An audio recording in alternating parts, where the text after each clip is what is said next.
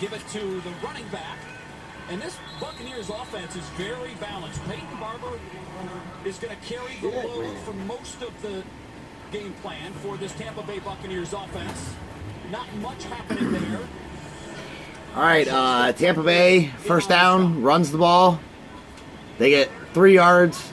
I didn't see who made the tackle. I was trying to get my clothes on. Had a terrific season a year ago. 2nd and 7. As this Buccaneers offense last year under Todd Monken, who's now From the Browns 23.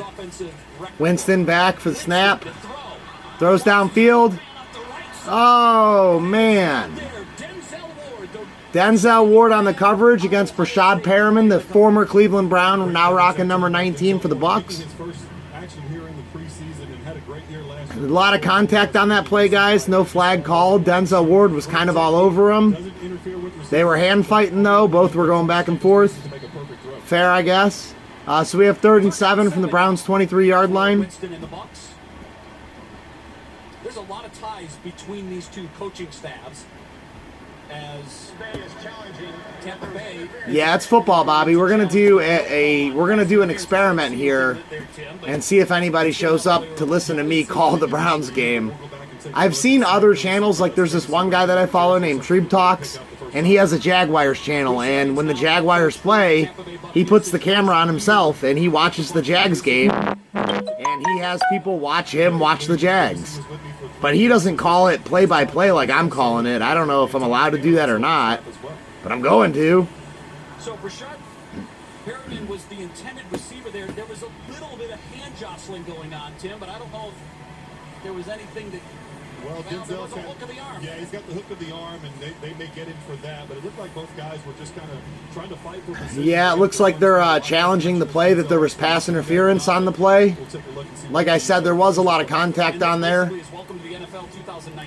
Denzel Ward and him were hand fighting.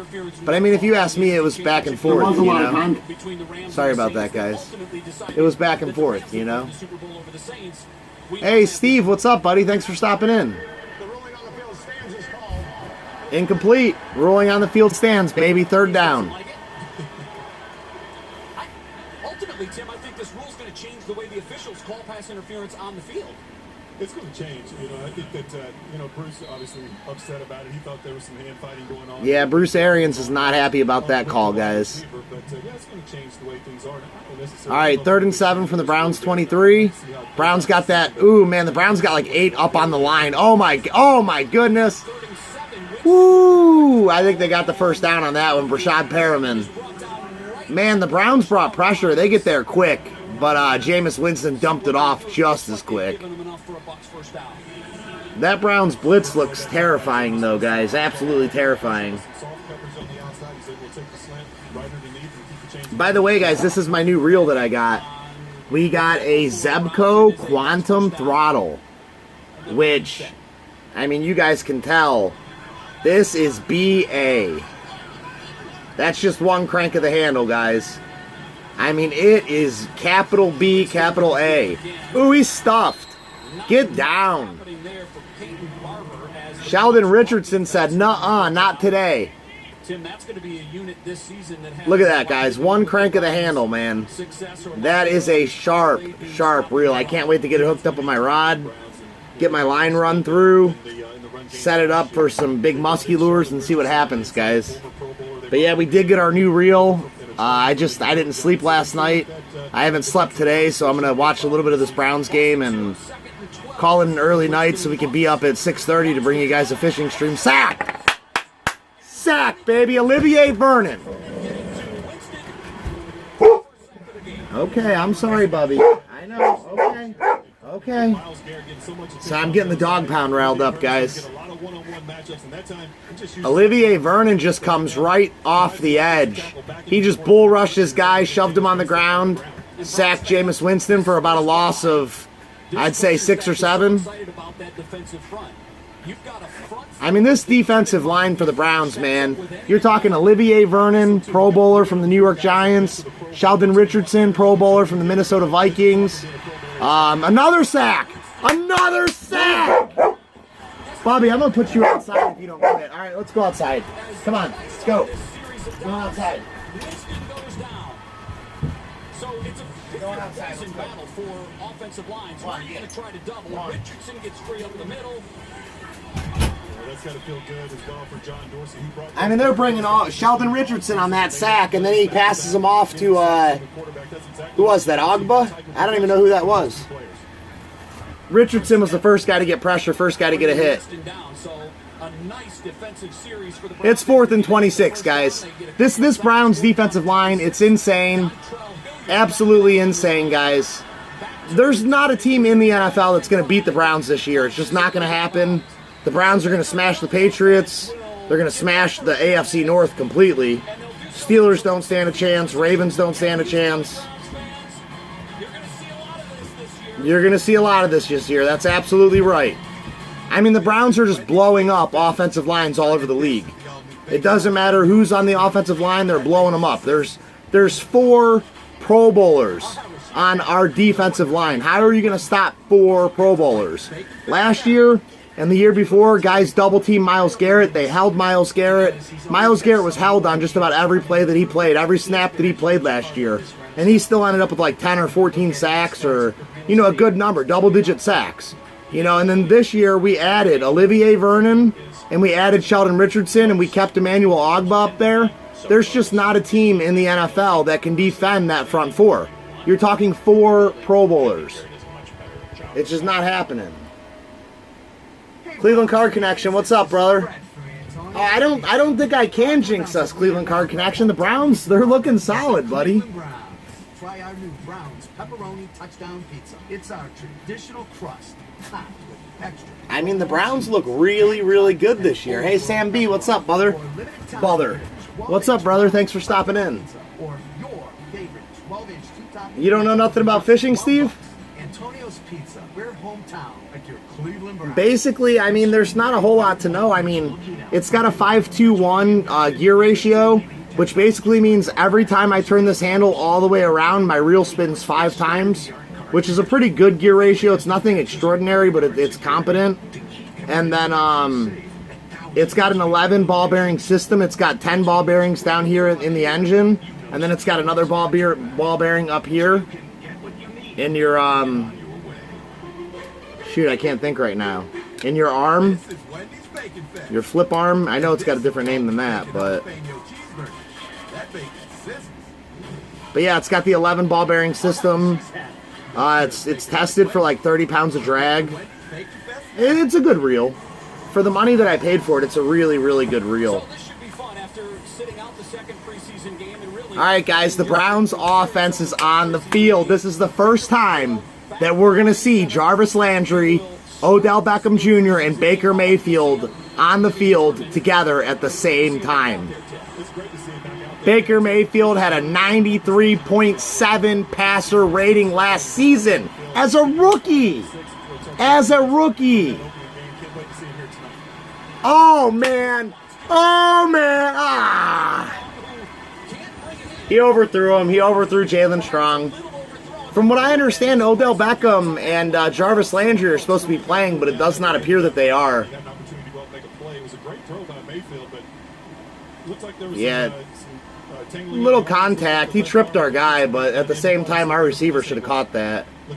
Yeah, he stepped on our guy's foot.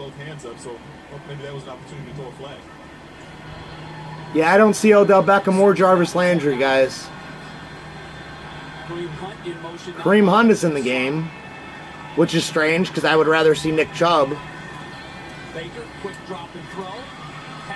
Hollywood Higgins caught for a gain of about 6. Exactly. That's what we talked about in the open with Baker getting rid of the football so quickly. The Bucs are in a 3-4 defense. I love the fact that the Browns come out and throw the football, man. That's unlike anything we've really seen in recent years watching the Browns, especially under clueless Hugh Jackson. You know, we'd have to come out and we'd run on first down, we'd run on second down, and we'd be throwing like 3rd and 14 every single series. The Browns are a little less predictable now. So right now we're 3rd and 5. Kareem Hunt is coming out of the backfield.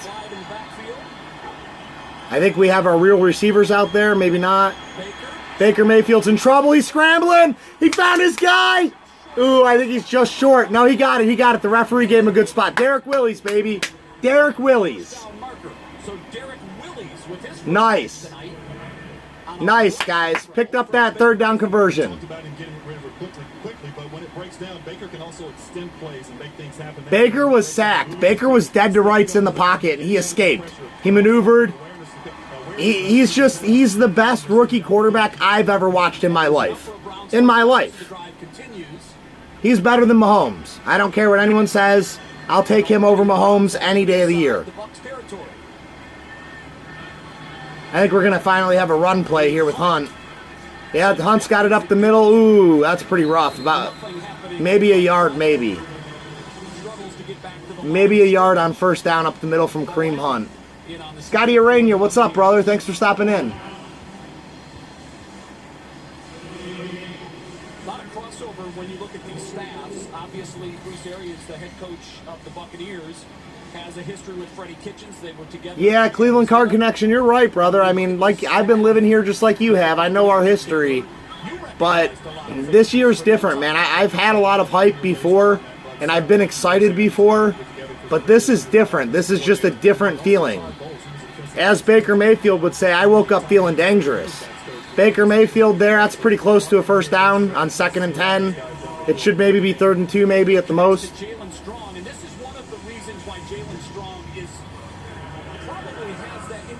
Yeah, I know, Cleveland Card Connection. This was supposed to be a dress rehearsal. And there's no Odell Beckham. There's no Jarvis Landry. There's nobody. And it's disappointing because Odell Beckham has been injury prone. And, you know, who is Odell Beckham? Who the heck are you that you think you're too good to play in preseason? You know, and now Jarvis Landry, I'm not a fan of that. I'm not a fan of that.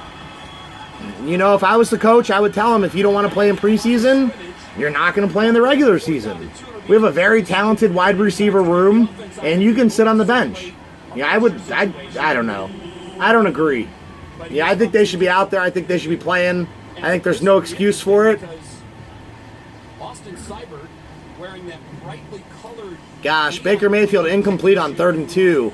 I don't know if he lost the ball and it slipped out of his hand, or if it got knocked down at the line of scrimmage. We're lining up for a field goal. Austin Siebert, our rookie that we just drafted in the 5th round, number 170 overall, is on the field. This is going to be a 54-yard attempt. It's down the middle. Does it have the leg? It's good. It's good. 54-yarder right down the pipe for Austin Siebert. That's what I like to see. Cleveland Card Connection, brother, I'm not going to lie. I was also fooled by Johnny Manziel a little bit. I'm not going to lie. I bought my little brother, who at the time was probably 13 or 14 at the most, probably at the time. I bought him a Johnny Manziel jersey for Christmas. I feel really bad, but luckily he was able to take it back and exchange it, and he ended up picking up a Joe Thomas jersey, which is, you know, a lot better of an investment. But yeah, I was fooled by Johnny Manziel a little bit, but with Johnny Manziel, I was only fooled by the hype, dude. Like, when Johnny Manziel actually got on the football field, it's like, okay, this kid sucks, and maybe he might be something someday, maybe he can develop. But, like, once I seen him play, I knew he sucked. But Baker Mayfield, he's good. He's a solid quarterback. He's certainly no Johnny Football. So the Browns take the lead here early in the first quarter, 3-0. I don't know how long we're going to see Baker Mayfield today. I know that from what I've seen, he was requesting the coaches that he play the whole first half, which would be fantastic. Yeah, I'm in a camper. Can you tell? Some work on a job site, while others go to class. Do I have like a gnarly echo or something, buddy? While others are burning the midnight oil. Though no matter who you are or what you do, we can all be at risk of developing an addiction to drugs or alcohol. If you know someone struggling with addiction, there is hope. Visit takechargeoflife.org. But yeah, I would feel a lot better if our starters were playing. You know, the Browns are acting like they're the Patriots. You know, we went 7-8-1 last year. We don't have anything to be cocky about. We don't have anything to be proud about. You know, until you have a winning football season and make the playoffs, none of your players should be resting. Period. And that's, you know, just my personal opinion on it. You know, so I prefer to see our starters out there, but, you know, it is what it is. That's over $97.50 on this Silverado. But I believe Baker's going to play the whole first half, which is going to be really good. Earlier this month, the Cleveland Browns Foundation, Ohio Department of Education, and Harvard's Proving Ground launched Get to School, Stay in the Game to promote school attendance, and is now expanding statewide to help tackle chronic absenteeism and help our kids and communities succeed. Visit gettoschool.org for more information. Yeah, you're right. You can see the curtain to divide the room. You're right. Seibert's kick. Not quite to the end zone. Ronald Jones. Return from Ronald Jones to about the 22-yard line. So, where are we on the kicker battle as we sit at It looks like Austin Seibert's winning the kicking battle, and I'm okay with that. rostered kickers the answer? Freddie talked about that earlier this week. We're not looking to replace them right now. We're looking to get these guys better and continue to get better. And the process of evaluation and the process of judging them is not concluded yet. When it concludes, then we'll make that decision. Well, no one makes. Are you guys able to hear the broadcast pretty okay? I don't know if I should ask that or not. I don't know if that's copywriting or not. I know I'm not allowed to show you the game. Guys, if you guys are playing fantasy football this year, this is one of my tips for you based on this game. Go out in your league and make sure that you guys have Chris Godwin on your roster. Right now, he's going in like the 5th or 6th round. And I'm telling you guys, Chris Godwin is going to be a world beater. The kid has speed, the kid has size, the kid has hands. He's ultra talented, and he's lining up against or on opposite of Mike Evans. Plenty of opportunities this year for Chris Godwin. So make sure you guys have Chris Godwin on your radar if you're going to be playing fantasy football. On another note, while we're talking about the Bucs and we're talking about fantasy football, I'll pass on Jameis Winston, and I will pass on Rojo, Ronald Jones III. You know, he gets so much hype from all these fantasy football experts, and it's like nobody's an expert. It's all projections, man. Anything can happen. But I'm not sold on Ronald Jones III. I'm not touching him. I don't care if he's there in the 6th or 7th round. I'm not touching him. And that's just my fantasy football advice to you guys. Looks like we got a timeout on the field, maybe. From an old quarterback standpoint, I certainly hope kickers just make their kicks, because we're a good football team. Well, Austin Seibert will take all the kicks the rest of the night. Back to you guys. All right, Dustin, thank you very Austin much. Seibert is going to take all of the kicks the rest of the night, guys. So that's bad news for Greg Joseph. I'm assuming Greg Joseph will get his shot in the 4th and final preseason game. I'm assuming. But after the way Greg Joseph went last year, he kind of lost us. Literally, he lost us like 2 games that I can think of off the top of my head. So I'm not a big fan of Greg Joseph. I don't want Greg Joseph on the Browns. I thought they should have cut him mid-season last season and moved on. And realistically, he only missed 3 field goals on the year. But he missed a crap ton of extra points. And the 3 field goals that he missed were big ones. They're game winners. You know, or game changers. You know, so I'm okay if Austin Seibert wins the job. I call him Seibert. They call him Seibert. I don't know. On over 1,000 new and used cars at Serpentini Chevrolet. For this sale, save up to $15,000 on a new Chevy. And get our 20-year, 200,000-mile warranty on the purchase of a new car for free. No other dealer has that. Plus, every Serpentini certified Oh, I'm not on used car live comes chat. with an exclusive 100,000-mile I need to be on live chat, guys. I'm sorry. Even if your credit score is Justin 600 or less, Stamball, thanks for stopping in, buddy. I'm not sure you've ever been in here before. If you actually hung out for the 4 minutes that it took me to see your comment, I'm going to go ahead and subscribe to your channel. Thanks for stopping in. Appreciate you, buddy. And I'm already subscribed to your channel, so look at that. But thanks for stopping in, Justin Stamball. I appreciate you. Browns versus Saints Super Bowl would be awesome. And, you know, me being a homer and a Browns guy, I would rather have the Browns win it. But to be honest, if there was, you know, a handful of teams that aren't the Browns that I would like to win the Super Bowl, the Saints would be high up there on the list, especially after the rob job of the NFC Championship last year when they were absolutely hosed out of a shot. That's the only way I can put it. They were hosed out of a shot to go to a Super Bowl. You know, so I always root for the Saints. I like Drew Brees as a quarterback. And if I wasn't rooting for the Browns and I wasn't rooting for the Saints, I would probably be rooting for the Chargers. I'm a big Phillip Rivers fan, and I believe that Phillip Rivers deserves a shot to win a Super Bowl. You know, and he hasn't had a chance. You know, so I would. Those are the guys I would root for. Then I kind of like the Jags too. The Jags were really close a couple years ago, and then just out of nowhere, there goes Chris Godwin again with another 13, 14-yard catch for another first down. Scotty Arena. And again, we saw Eric Murray have a little bit of trouble tackling a... Yeah, CCC, I'm totally down, buddy. You're right in my neck of the woods. And it's crazy, too, because I'm always thinking, like, man, how come none of these YouTubers live by me? Like, all these YouTubers are always getting together and doing, you know, double contents and stuff. You know, like, what do they call it? Double feature or whatever? 2 YouTubers, 1 stream. And we could totally do something like that, man, totally. I was a Brown season ticket holder, CCC. I want to say 2 seasons ago now. During the horrendous Hugh Jackson years, I was a season ticket holder. And if I could get some tickets to a Browns game, man, if you'd be interested in going, I'd definitely invite you.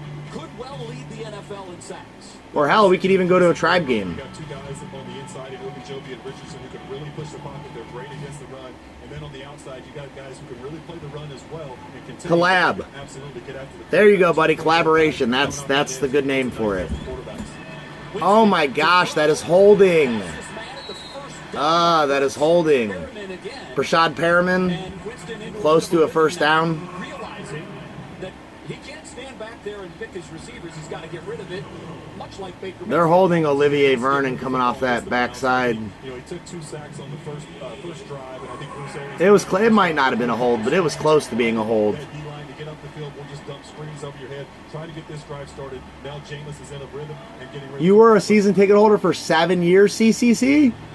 That's awesome, buddy. That's much more. I've only been a season ticket holder for 1 season, and it was during that awful Hugh Jackson stretch. Keep it on the ground this time. It is Jones. Up the right side. Call it a gain of 6. That'll bring up a second down and 4. Yeah, they did give him the first down. Rojo, first down, ran for about 6 yards.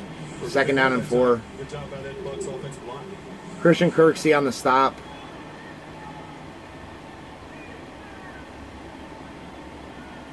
Primint, good evening, buddy. Thanks for stopping by. I appreciate you, man. Adding the extra nickel back. Talk a little bit about, from a quarterback perspective, what they'll see, where they might be able to take advantage of this Browns defense. Well, I think they come out to 4-2-5 expecting, you know... That is holding. Dude, can we get a flag, refs? That should be close to a 3rd and 1, guys. I do not believe he got the first down distance. It was a short pass over the middle to the tight end. They're putting guys who are really versatile enough to play very physical against the run, but also cover out spaces. It might have got the first down on that one. Yeah, 1st and 10. Alabama, just enough for a first down. Made a nice move there to... Yeah, Jameis Winston did have a little fancy move there to avoid the sack. I'm a little disappointed with how bad our defense is looking on this drive compared to how it looked on the first drive. It's a little disappointing. I expected us to be like the first drive, creating pressure, stopping the run. And we're creating pressure, but Jameis Winston is being very elusive right now. So right now they are 2nd and 4 on Cleveland's 22-yard line. Or I'm sorry, 17-yard line. They're on the 17. They're in the red zone, 2nd and 4. 5 seconds on the play clock. Jameis Winston hikes the ball. Handoff to Ronald Jones around the right end. He's stuffed in the backfield for a loss. That appears to be a 3 to 4 yard loss. pursuit defense. Joe Schobert doing a nice job. Joe Schobert, good to see him back in action. Joe Schobert was the first person to make contact, and they dogpiled him. So that'll bring up 3rd down and 6 now from the Browns' 19-yard line. I thought that was a bigger loss than 2. I guess it was only 2. So 3rd down and 6 from the Browns 20. Here we go. We need to stop right here. From the Browns 19, excuse me. Get some pressure on him. Get some pressure on him. Get him. Got him. Get him. Get him. Get him. Get him. He's rolling. He's scrambling. He's scrambling. He's sacked. He's sacked.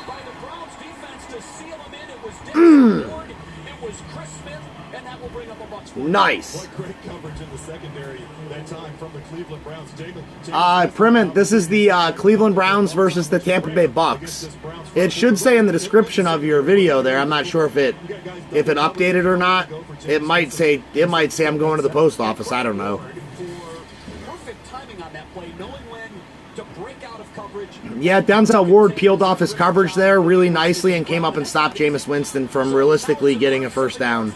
So now the Buccaneers field goal kicker's on for a 37-yard attempt. The snap is down. The kick is up. The kick is no good. Off the right upright. Off the left upright. Pardon me. Well, I guess it depends how you're looking at it. If you're looking at it like me, it's off the right upright.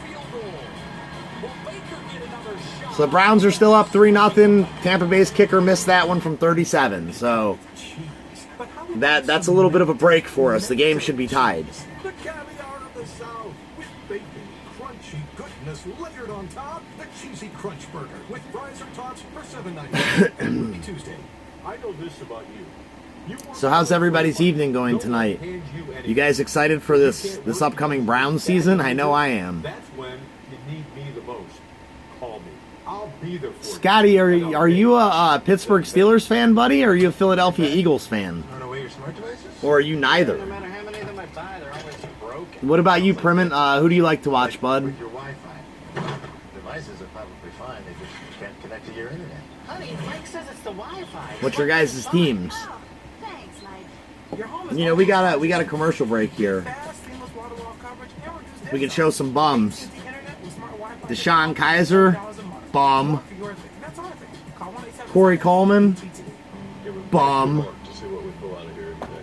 Jabril Peppers, not a bum, but also not a Brown. Oh, gotta love the throwback 1966 Gene Hickerson, baby.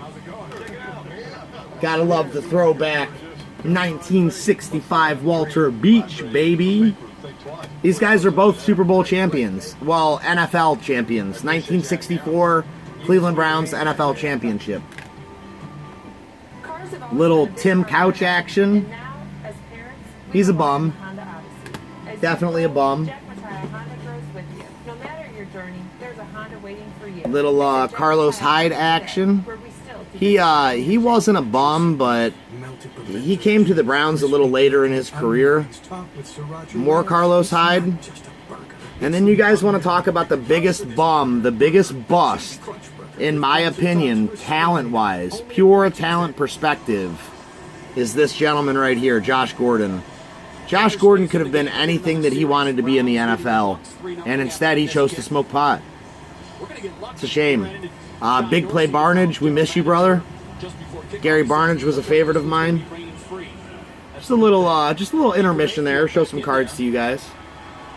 Baker Mayfield's got the ball at the Cleveland, the Cleveland 27. Oh, wow, he stepped up, he took a shot.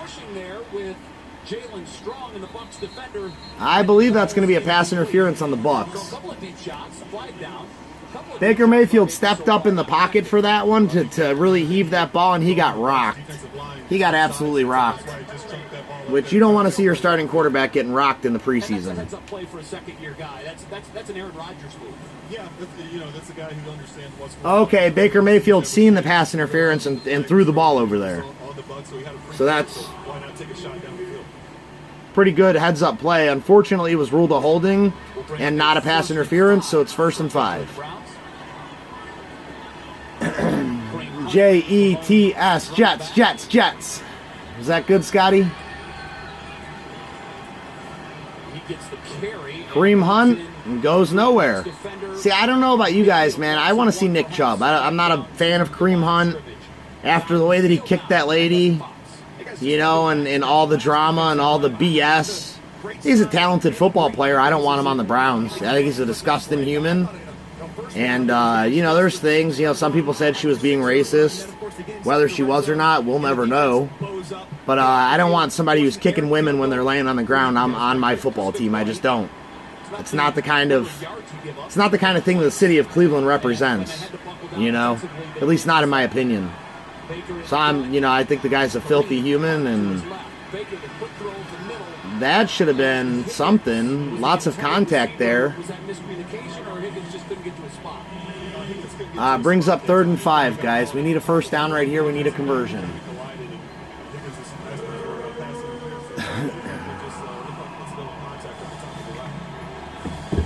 Thumbs up for the bums.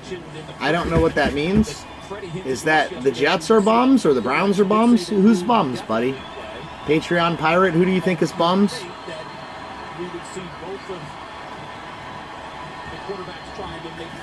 Baker Mayfield is acting like he doesn't know the play call. He's got the ball. The blitz is coming. Baker Mayfield, ball out of his hands. Great defense. Is that Whitehead? Is that Whitehead? I didn't see who that was. That was great defense by whoever that was. MJ Stewart? That was a fantastic defensive play by that cornerback. Stewart Jr. See, this is why... I don't know. Don't get me started, guys. Jarvis Landry should be out there. Odell Beckham Jr. should be out there. Why are you letting your quarterback play with inferior receivers when you have better receivers on your team? I mean, what is that going to accomplish besides... I'm over it. I'm over it. Are we still streaming here, guys? It says we're still streaming. It says we're rocking 29 frames per second. Jameis Winston stays in the game. Gillen with a 50-yard punt. Nice work by the rookie. And one would think, Tim, that typically when you have younger special teams players like the Browns do... Yeah, that rookie punter looks really good. He's like a kid from New Zealand or something. He doesn't even know anything about football. But he knows how to kick a rugby ball really far, and he's really good at kicking a football. Jameis Winston got the ball. Great defense by Money Mitchell, Terrence Mitchell. He got in there and broke that one up. Just missing an interception there on the throw from Winston. Mitchell's a guy who... Yeah, it could have been picked. Could have been picked. One of the guys that may lose his job to one of the incoming rookies in the terrific... Money Mitchell, Terrence Mitchell is not losing his job to Greedy Williams. He's just not. He's just not. And he seems to be entrenched now as the returning starters. There's no way, dude. Last year when Money Mitchell went out, this Browns defense was a different team. When he went out, our defense went down the crapper really fast. We need Terrence Mitchell in there.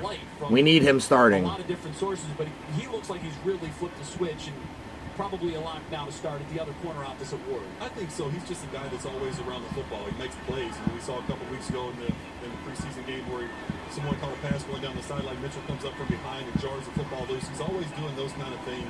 And there you see him almost get an interception, breaking underneath the out route. So he's a playmaker for the Browns in the secondary. Sacked. 3rd and 8. Get him out of there. That is a 3 and out. And that's what I want to see. That's how I expect our Browns defense to look. I expect us to be 3 and out every time. You know, I know that's unrealistic, but that's how I expect the Browns to be. You know, so that was a much better showing than the last drive where we barely escaped, thankfully, because they missed the field goal. You know, that was 3 and out. That's what I want to see.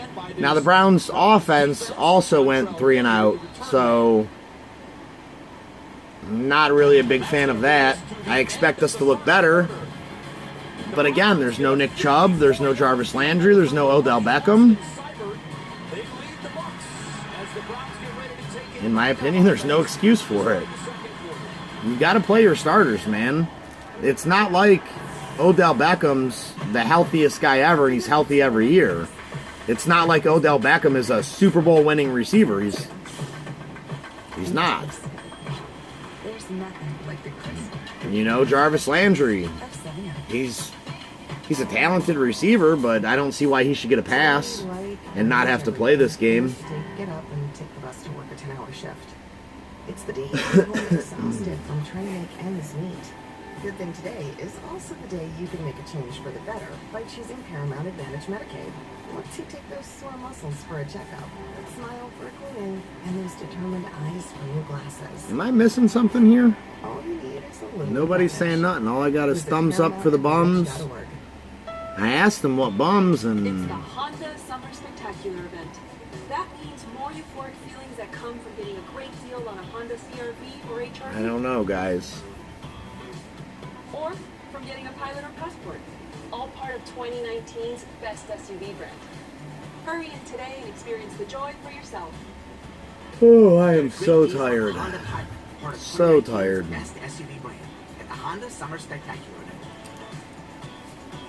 So I got this little hard bait. Hey, buddy. It's really light. Looking good.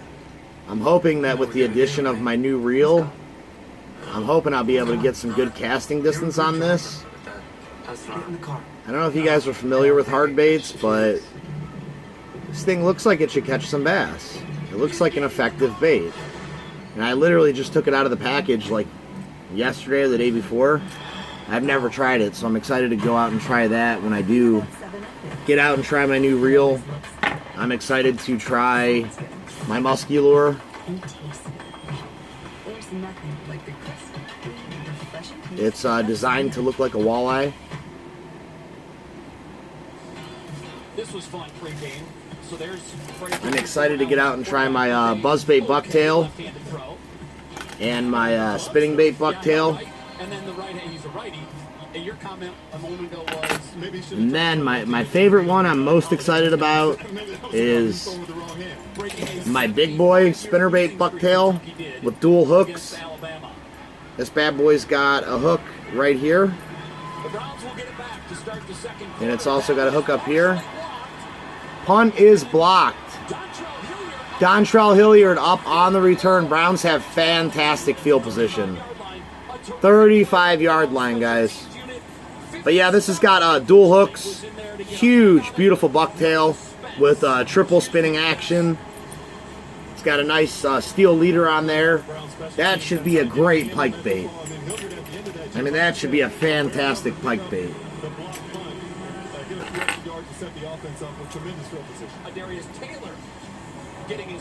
Darius Taylor got in there and blocked that punt, guys. Browns are starting out from their own, or from the Tampa Bay's 36-yard line. Baker Mayfield is still in for the second half, which is great because he hasn't scored. He's under pressure. He's tugging the pocket. He delivered the ball. Derek Willis for a first down.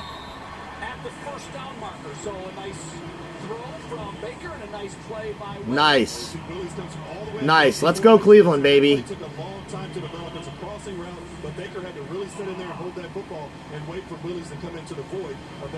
Yeah, Baker did a good job hanging tough in the pocket there, not panicking, not rolling out, just trusting his pocket, trusting his receivers, and that's good enough for a first down. That might be Baker's night, but you never know with Freddie. Well, you never know. We'll see how it goes. I know he wants this first team offense to come out and have some success, put some points on the board. How is this a first team offset? They keep calling it a first team offense. There's no Nick Chubb, there's no Jarvis Landry, there's no Odell Beckham. I haven't even seen David Njoku, for Pete's sake. How is that a first team offense? Solid pickup on first down. Brain Hunt obviously will miss the first 8 games of the season as part of the suspension. Yeah, so why is he even playing? Unless we're trying to show him off to get a trade maybe for him. Which, if that's the case, I'm okay with that. I could see us trying to get rid of the guy. Like I said, I don't want him here anyway. No doubt about it. We haven't seen much of Kareem Hunt. He's been injured most of training camp. He played a little bit last. Second down and about 3 But what we have seen from the Browns 29, from the Browns 9, or from the Tampa Bay Buccaneers 19-yard line. 20,000-mile powertrain warranty. Baker to throw. Throws off his back. Oh, that should have been caught. Jalen Strong is really starting to look like a bum. He's not getting open. He's not catching the ball. He looks like a bum. He looks like a fifth-string wide receiver.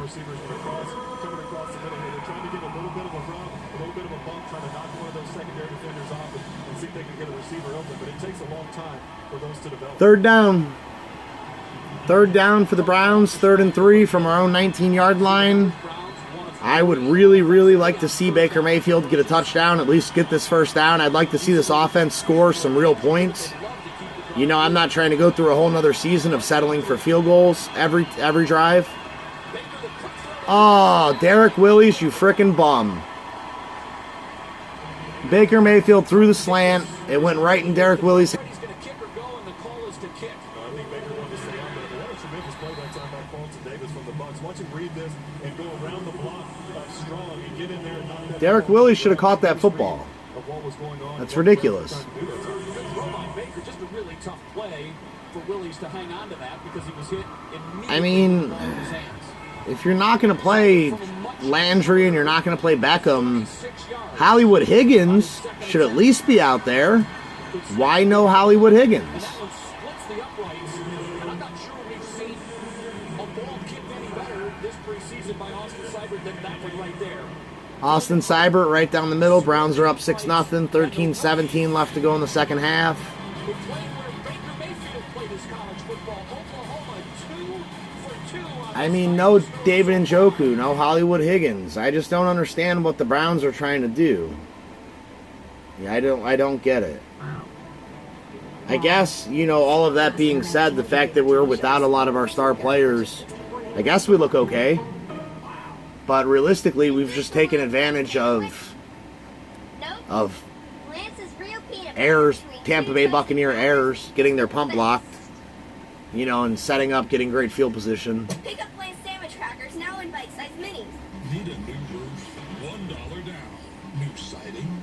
$1 down. New windows? I'll probably rock this stream until halftime, guys. Look, your choice. Roof And after that, I imagine all of our starters will be out of the game, and then I can go to bed for the night. Don't delay. Call Weather Seal today. Get the roof, siding, windows you've always It's a preseason game, so the outcome really doesn't matter. But I still want to see us win. I still want to see us act like we know how to win. You know, because the thing that a lot of people don't realize, yeah, under Hugh Jackson, we went 0-16. And under Hugh Jackson, we went 1-15. And, you know, a lot of people will sit there and they'll tell you, oh, the Browns suck. The Browns didn't win a game all year. There was several winnable games that we played. And our head coach displayed openly to the world that he did not know how to win. Locations in Cleveland and online at crowleyhouse.com. Hi, it's Chad Mayer from Nick Mayer Ford. It's Truck Month. Get 0% financing for You know, that being said, or at least a 2019 Crew Cab 4x4 I'd like us to demonstrate that we know how to win. So you're not done shopping until you shop Nick Mayer Ford. Said. No, we're still not getting no chats through here. Wow. Super fast internet and your favorite TV shows. A whole lot to look at for just $64.99 per month.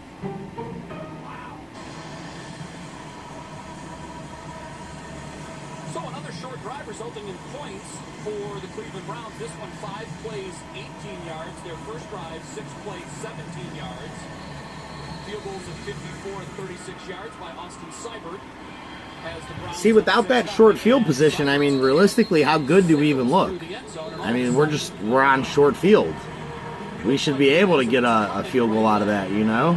And the special teams for this Cleveland Browns unit, no surprise, has really performed so much. I will say that our special teams does look fantastic so far in the preseason, which that's another one of the things that have always plagued the Cleveland Browns, is special teams.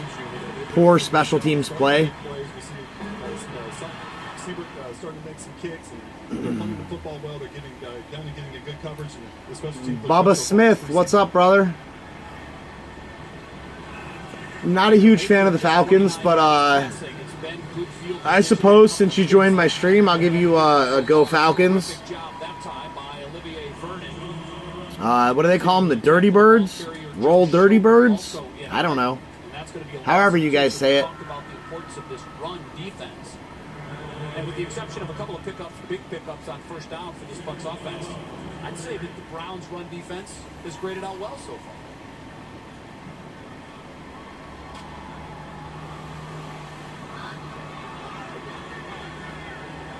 Second down, 12. Jameis and the Bucs. Neither team able to do much offensively. Browns taking advantage of a couple of good drives, good field position. Jameis Winston under pressure, scrambling, sacked from behind, near fumble. Chris Smith with his second sack of the game, the Browns' fourth sack in the first half. Smith doing a nice job of coming in off of the block and pursuing Jameis Winston, getting him on the ground. But this Browns defensive line is just getting after Jameis Winston the entire night. Jameis Winston's running around with like a chicken with his head cut off. He don't know where to go. You're right, not a sack because he did get to pass the Our Browns front four looks fantastic, and I haven't even seen Myles Garrett in the game. Sacked again. Sacked again. Right up the middle, Olivier Vernon. They sent that boy on a stunt. He came through like this. He crisscrossed with the motherfucking defensive tackle. He came around, and the defensive tackle went, bah, and he went, bah, and that's bam, baby. That's what I'm talking about. This Browns defensive line looks so sick. Gosh, I get hyped up when I see a sack. I think that's Olivier Vernon's second sack. Chris Smith's second sack. And like I said, Myles Garrett, our top pass rusher, isn't even playing. The Browns have fantastic field position again. Time for Baker Mayfield to come back out and punch this into the end zone for a TD touchdown. I don't know what that is, but touchdown. Hashtag touchdown, baby.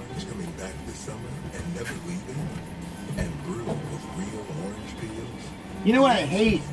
What I absolutely despise about watching NFL games? And I know it's part of the game and I have to learn to deal with it, but being a recovering alcoholic, I cannot stand the repeated beer commercials every segment. Beer, beer, beer, drink beer. Beer is good. Beer's gonna change your life. And it's like, no, beer is awful, dude. Alcohol is a terrible, terrible drug. You know, so I get sick of watching the alcohol commercials myself. But it is what it is. Something I gotta learn to live with. This will be my first Browns season as a sober member of society. Most years, I'm drunk before kickoff. I am drunk and hype and ready before the game even starts. You know, and this year I'm determined and committed to staying sober. You know, and I'm still going to follow my football team. You know, Browns and Indians and beer were always hand in hand with me. You know, I couldn't have one without the other, and I'm learning. I'm learning that I can still love my football team and I don't have to drink.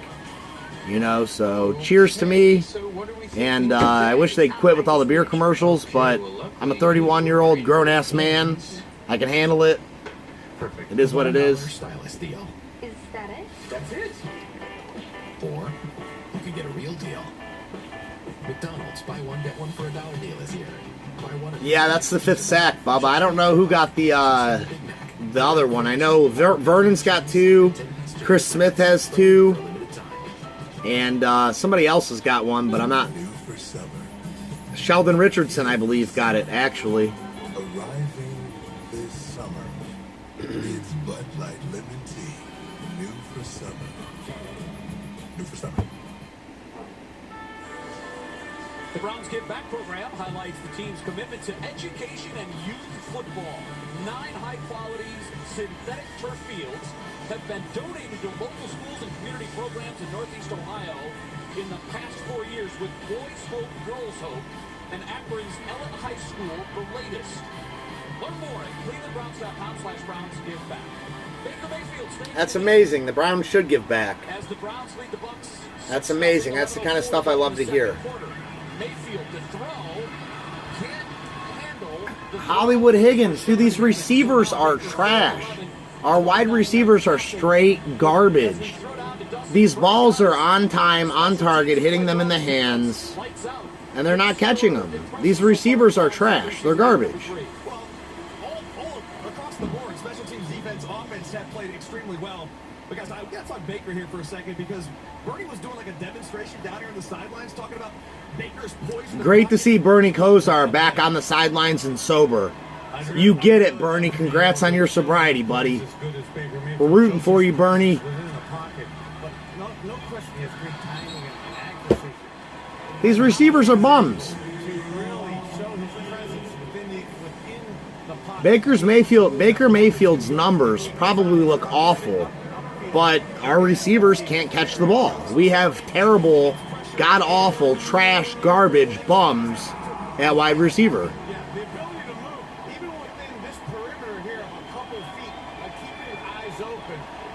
It's already third down, 3rd and 10. I'm assuming he's going to be throwing again. I'm assuming the blitz is going to be coming. And I'm assuming it's not going to be good.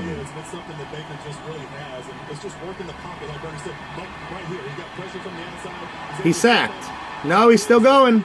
He's still going. Kareem Hunt bailed him out for a pickup of about 4. late flag came in. Bucs are pointing the Browns' direction. Yeah, probably holding.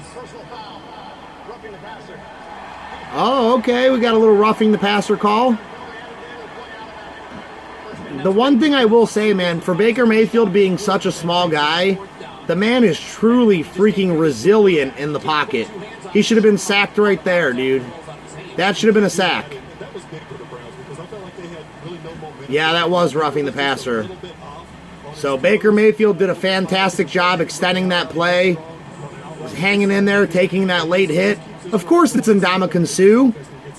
That's how I feel about you, Sue. That's how I feel about you and your game.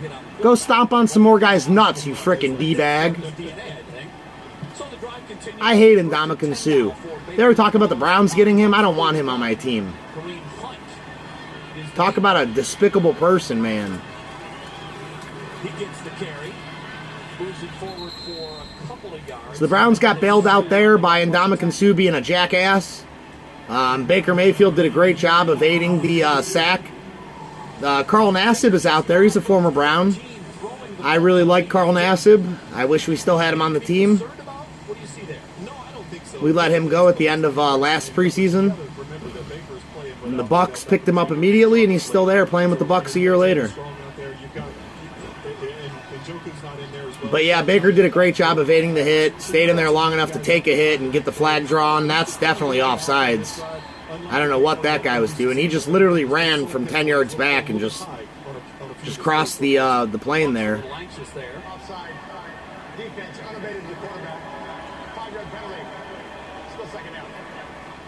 Guys, I'm not impressed with our offense whatsoever.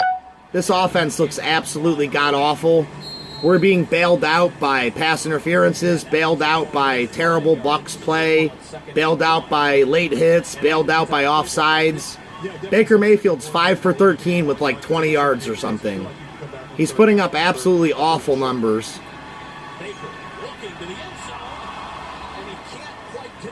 Can't connect with Demetrius Harris.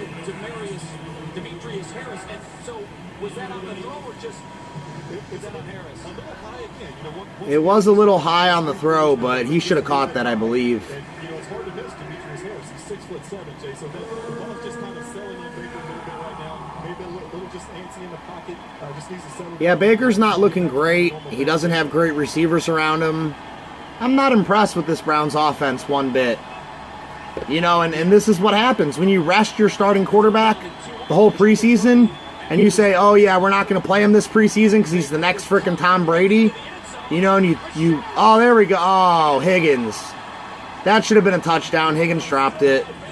Perfect throw. Throw couldn't have been any better. But again, the offense looks terrible. The offense looks terrible. We normally see Rashard Higgins come down with these type of Perfect throw. Perfect throw. Just the ground as Higgins was coming down, jarred that football loose. Davis, the man in coverage, so 4th down and But like I said, this is what happens, man. You're going to go into the season. Your starting quarterback is going to have played a whole frickin' whip-de-doo 2 quarters in the preseason. Your wide receivers have played none in the preseason. You're going to come out and you're going to get your ass whooped. That's realistically probably what's going to happen. And that's why you shouldn't act like you are owed something. You shouldn't act deserving of anything when you went 7-8-1 last year. You haven't done shit. You know, you're not shit until you prove it. You know, so we did pick up the first down on 4th and 2. Hollywood Higgins did catch that one. Just knowing where the sticks were. And Higgins does a great job of reaching out with one hand, snagging that football so smoothly. Higgins is going to be a great... Gosh, guys, I'm getting a little frustrated here, if you can't tell. A little worked up. I don't agree with the Cleveland's coaching decisions to not play our guys. You know, I think our guys should be out there getting as much playing time together under the new offensive coordinator as possible. had one of the NFL's best offenses. They ranked 3rd in total offense. I just don't see it. Finding no room on that carry, forcing a 2nd down and 10. Devin White stops the ball carrier. Yeah, Jimmy Haslam owns Pilot Flying J. It's cool that you work there, Bubba. 8:30 to play. You don't know how much time. Yeah, Odell Beckham's Cleveland Brown, but we haven't seen him all preseason. Apparently, he's too good to play in the preseason, I guess. When he comes out and gets injured week 1, I won't have nothing but negative things to say about the guy. 5 carries for just 11 yards. Nothing's really been cooking for the run game as well. That was a great throw and a good catch. Farrell Brown, I don't even know who he is. And that's the truth. He looks to be our tight end. But at least they got somebody out there that can hold in and catch the ball. But yeah, Beckham is on the Browns. The Browns receivers do look like high school receivers. The only starters you would play in the preseason would be your linemen. I want to play them all. This is week 3. This is Baker Mayfield sacked. He's down. He's sacked. As the bucs get to Baker Mayfield. The dude who got the sack came out with the Ezekiel Elliott feed me thing. It's pretty funny. Big old fat boy. They don't need to feed you. They need to put you on a diet, big boy. How are you watching this, Bubba? Where are you at that you're able to watch this game? Or are you on the internet streaming it?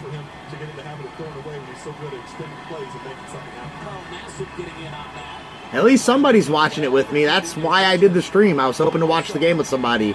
I didn't want to watch it by myself, you know? So I appreciate you stopping in. I appreciate you putting on the game.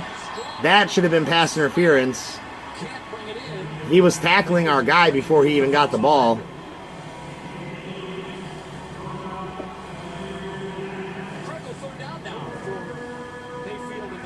Whose shoulder was hurting him, Bubba? Odell Beckham's?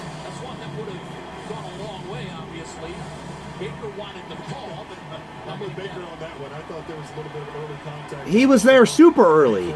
He was literally tackling our guy before the ball got there. That was a little ridiculous. 3rd and goal now. Baker 7 of 18, 50 yards. Is Jarvis Landry's shoulder hurting him too, Bubba? Give both teams a chance to think about it. I'm wondering if You know, I like Baker Mayfield. Baker Mayfield came out and he told Freddie Kitchens, I want to play till halftime. I want to play the first half. And that's something I can get behind, and that's something I can respect. 2 prima donna wide receivers, I don't want to play no preseason. I can't get behind that. I don't respect it. You know, if you're going to do something, work hard at it and give it your all. And that's just the way that I look at it. I try and give everything that I do my all. I try and put 100% into everything I do, so I expect these guys to do the same. They're making buku dollars, you know, they're making millions and millions and millions. You know, I've scrubbed toilets and scrubbed floors for minimum wage. These guys can't even come out and play a child's football game for millions of dollars? I'll quit harping on it. I apologize. I lost all my viewers. They're like, man, I'm tired of listening to this guy, bitch. I take my Browns, very seriously, dude. The Browns are the thing that I get the most excited about.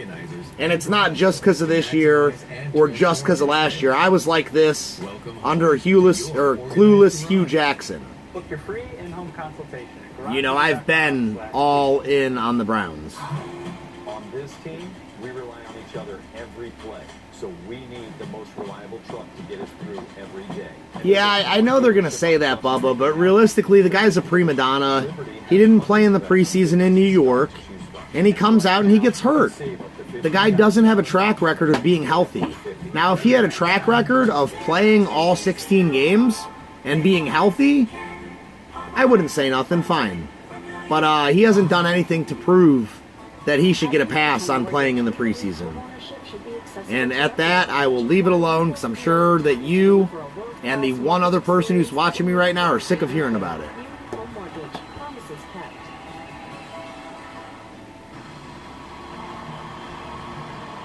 After the timeout, Frey deciding not to challenge. Oh, man, let me see. You've been typing it up. I'm sorry I missed you, bud. They said his shoulder was hurting him. Yesterday they played Matt Ryan, but they didn't play Julio. But see, Bubba, I can see Julio not playing, I guess, because Julio's been on the Falcons for a long time. Julio is a talented receiver, and Julio stays healthy. That should have been a catch. That should have been a touchdown. That wasn't pass interference, not in my opinion. The last one was way more egregious than that. But Julio Jones has a track record of being proven. He has a track record of staying healthy. And he's been on that team for several years. Odell Beckham just got here. There are 2 fouls on the play. 1 on each team. Holding. Young's Vlog, dude, what's up? We are doing a Cleveland Browns stream. I'm just sitting here acting like I know what I'm talking about. Thank you so much for stopping by, dude. You're the man. I really appreciate that, Young. It's crazy to get a legend in my stream. Lori Bober, I have no idea who you are. Hello. Welcome to the stream. Thank you for stopping by. I'm going to go ahead and subscribe to your channel. I am your 8th subscriber. Thank you for stopping by, Lori.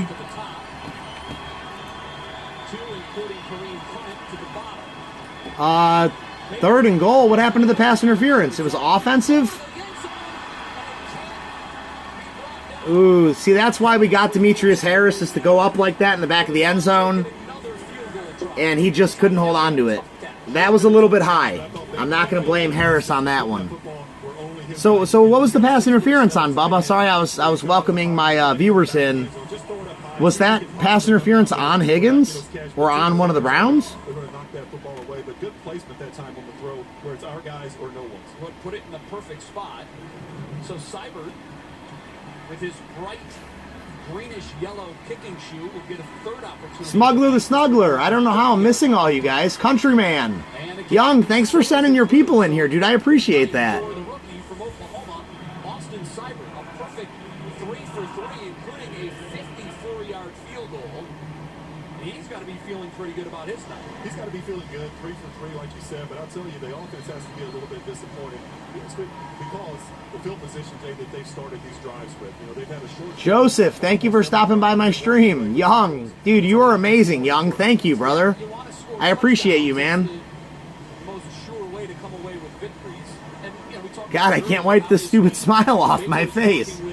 Gosh. Group of receivers that, by the way, happens to not include Jarvis Landry and Odell Beckham. Also, tight end David Njoku is out. Yeah, 9-0. 9-0, Bubba. I appreciate you guys, man. I appreciate you guys stopping in. I'm going to subscribe to all of you that stopped in right now, and if I ever see you guys on, you can ask Live with Blake. I met Live with Blake over at Young's channel. Every time I see that kid go on, even if I can't stay, I at least stop in, I hit the thumbs up, and I say, hey, I love what you're doing, brother. I'm all about the, love in the community and, making people's days better. It doesn't take but a few words or a few minutes to make someone's day better. You guys just did it to me, so. That could have been a really big return because he was Subbing you back right now, Joseph. make that play and does a great job. I am your 8th subscriber, Joseph. Thank you, brother. Love the Bucs ball carrier to get him on the ground. Smuggler the Snuggler. I should be subscribed. I'm going to double check on that. I am subscribed. You're currently sitting at 196, buddy. Congrats. Bubble guys really have to shine on special teams. That's their way to an NFL. I'm obviously subbed to Young. What about Countryman? Countryman, am I subbed? Countryman, I'm your 22nd subscriber. Thanks for stopping by, brother. Jameis Winston is in trouble again. He's in trouble again. He's intentional grounding. That was holding. That was nearly a sack, and it was intentional grounding. So, which flag do we want to take? Take a look at it here. Schobert coming free. All right, I subbed up everybody who stopped in. I appreciate all you guys. Each and every single one of you, I appreciate you. Offense, number 34. Carries half the distance to the goal. Still first down. He said number 34. It was actually on Andre Ellington. Man, I'm back on top chat. Why do I keep getting on top chat? See, I missed somebody. Brain sample. The Cleveland Browns are winning 9-0, Brain sample. Sorry I missed you, buddy. I was on top chat and not live chat. I am your 68th subscriber. Thanks for stopping in. I really appreciate you. You've got 12 in the first game. You do that for 16 games in the season, and that, of course, will never happen.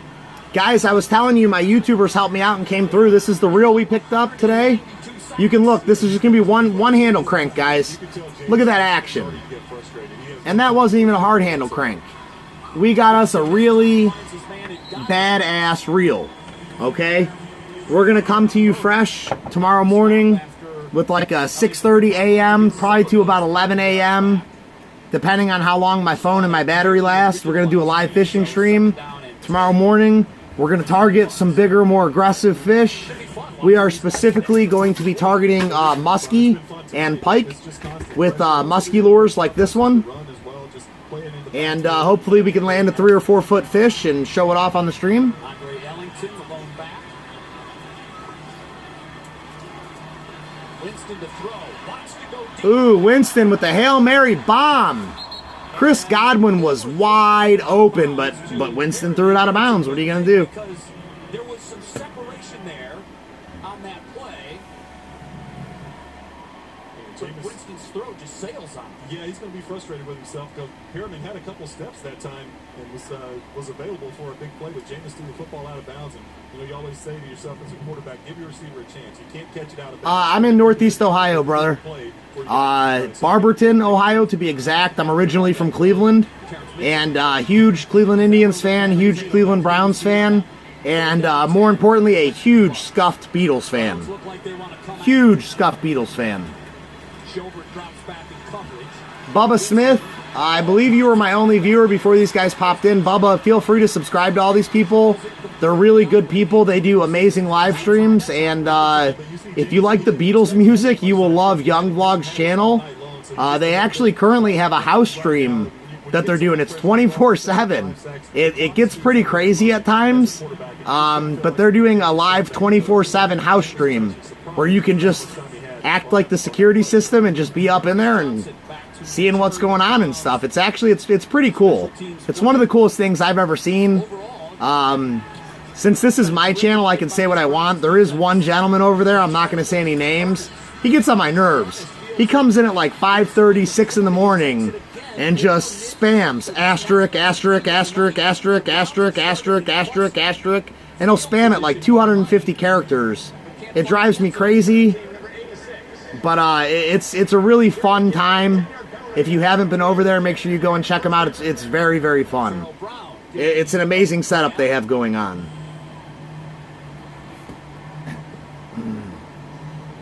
So you look at Baker's numbers, Tim, and it's been a bit of a struggle for him. We talked about the fact he doesn't have a lot. Yeah, Smuggler the Snuggler, brother. I'll make a video, dude, and I'll post the link to your channel. I'll give you a huge shout out. It'll be real quick, so it should get lots of views. You know, I'll keep it short, and we'll try and get you over 200, brother. For sure. Yeah, Baker's just a little high on a few of the throws. When he has had guys available, he's missed them just a little bit, just a hair off. And just not been his normal self where he's coming out super accurate. Ah, Thrice-A-Roni coming in with the Marshawn Lynch Skittles comments. I like that, Thrice-A-Roni. Thanks for stopping in, brother. You are a legend. Guys, if anyone in here likes sports content, Thrice-A-Roni has some really, really quality content. His channel's fun. It's interactive. It's a good time. So if anybody feels, feel free to sub to Thrice-A-Roni. He's a good guy. He does a lot for the community. He's always popping in streams and supporting his other YouTubers. And to me, when you have a channel that big and you give back to the little people, that means a lot to me. That's why I love Young's channel, and that's why I love Deafness's channel, and that's why I love Thrice-A-Roni's channel. The guy's huge. He's got a lot of subs, but he still makes time to stop in the little people streams, and, he's a good guy. So if you guys aren't subbed, hit up Thrice-A-Roni.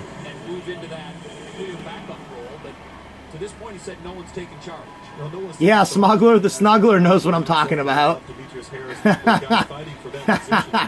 Louisiana, heck yeah, Brain Sample. You got some great fishing down in Louisiana.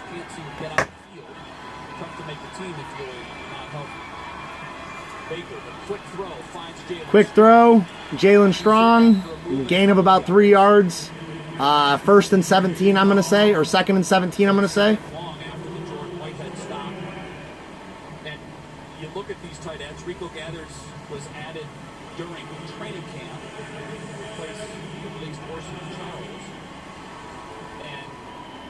Mike Brown, what's going on, brother? Thanks for stopping in, man.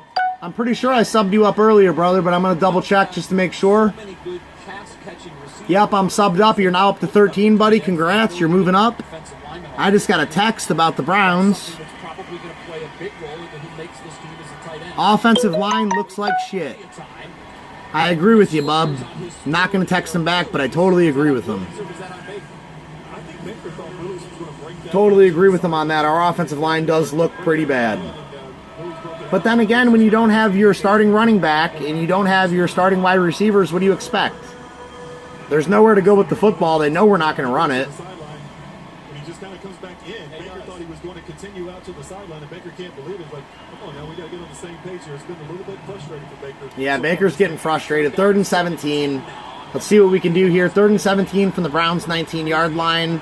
The snap is up. Baker's back in the pocket. He's holding. Pressure's coming. He's hanging in there. He throws. He finds D. Johnson for about a 10-yard gain. Not enough for a first down.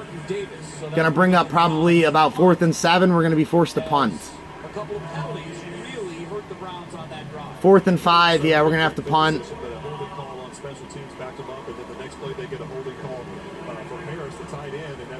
Yeah, a couple of holding calls there. Really shot ourselves in the foot on that drive.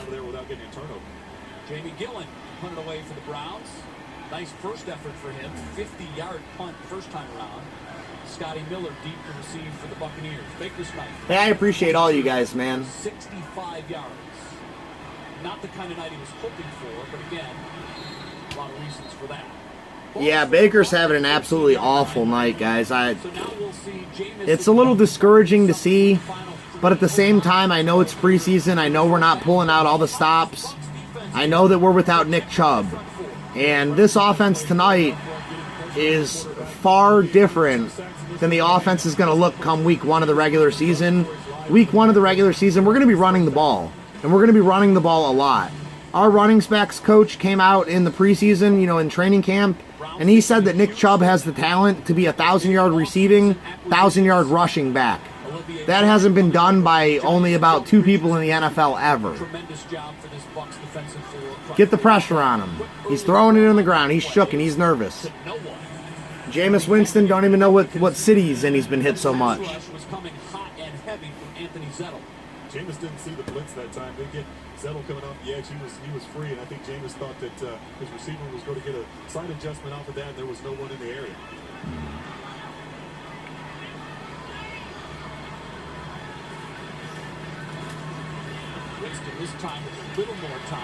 Ooh, Chris Godwin just short of the first down. That's going to be about 3rd and 1. 3rd and 1 coming up. 2 minutes, 45 seconds roughly left on the clock. From the slot position, is able to get that ball out on time and accurately. 3rd down is 1 as Winston hurries up to get to the line. Under pressure, he's got his man. First down. Complete to Scott Miller. 2:30 on the clock and ticking. Been getting harassed all night in the backfield. This kind of speeds things up, gets the defense on their heels, and gives you a little bit more time to throw the football. Winston 7 of 13, 71 yards now. Wants to throw again. Quick release. Terrible throw. Second and 10. Clock stops. 2:18 left on the clock. That time, Jameis had to get rid of it way before he wanted to. Schobert right in the face of Winston. Yeah, Thrice-A-Roni, you're right, buddy. It is preseason, you know, and it's nothing to get too worked up over. But I still want to see Baker go out there and shred these defenses. You know, that's what the guy is supposed to be able to do. That's how he's marketed. That's how he has presented himself to our city and to this fan base. Oh, he's on the scramble. He's out of bounds. Pickup of about 3. It's going to bring up about 3rd and 7. 2 minutes, 10 seconds left on the clock. Yeah, Thrice-A-Roni, you should have seen. I was doing it earlier, brother. I had to tone it down just a little bit. But yeah, you can't get too worked up because they're not showing you the whole offense. They're not showing you the whole playbook. You know, our best 2 receivers didn't even play in this game. Our starting tight end didn't play in this game. Our starting running back didn't play in this game. So like I said, when the Browns come out week 1, I expect us to be very, very run-heavy oriented and just using the pass to mix up, you know, the run and pass. This game, it's pretty much been drop back and pass all game long. It hasn't gotten us anywhere. We haven't made any changes, though. See, these are the little things that I'm looking at that bother me. We've been dropping back and passing on every down pretty much, and it has not worked. So when are we going to change it up? When are we going to mix in a screen pass? When are we going to mix in a draw? When are we going to mix in, you know, just a halfback dive? You know, when are we going to mix in some of these plays that aren't putting so much pressure on our quarterback? You know what I'm saying? Yeah, the Cleveland Browns have their own YouTube channel. It's fantastic, man. I'm assuming you're talking about Building the Browns. Building the Browns is really cool. It's kind of like Hard Knocks, a little more PG-13, but we're one of the only teams in the NFL that I've seen that has that, so that's pretty amazing. To keep your information safe at thousands of Speedway locations, which means when you fill up here, you know Speedway's got your back, so you can get what you need and get on your way. Yeah, they're still fighting for jobs, Thrice-A-Roni, and I get that. Like I said, I'm not upset. I'm a little disappointed. I expected to see better, but at the same time, I know for a fact this is not the way that our offense is going to look. You know, so I want to see us adapt. I wanted to see us make a change and score points, and it might not happen this game, and that's fine. But even when that second unit comes in and Baker Mayfield leaves and gets off the field, I want to see us adapt. I want to see us be able to make the changes to be successful.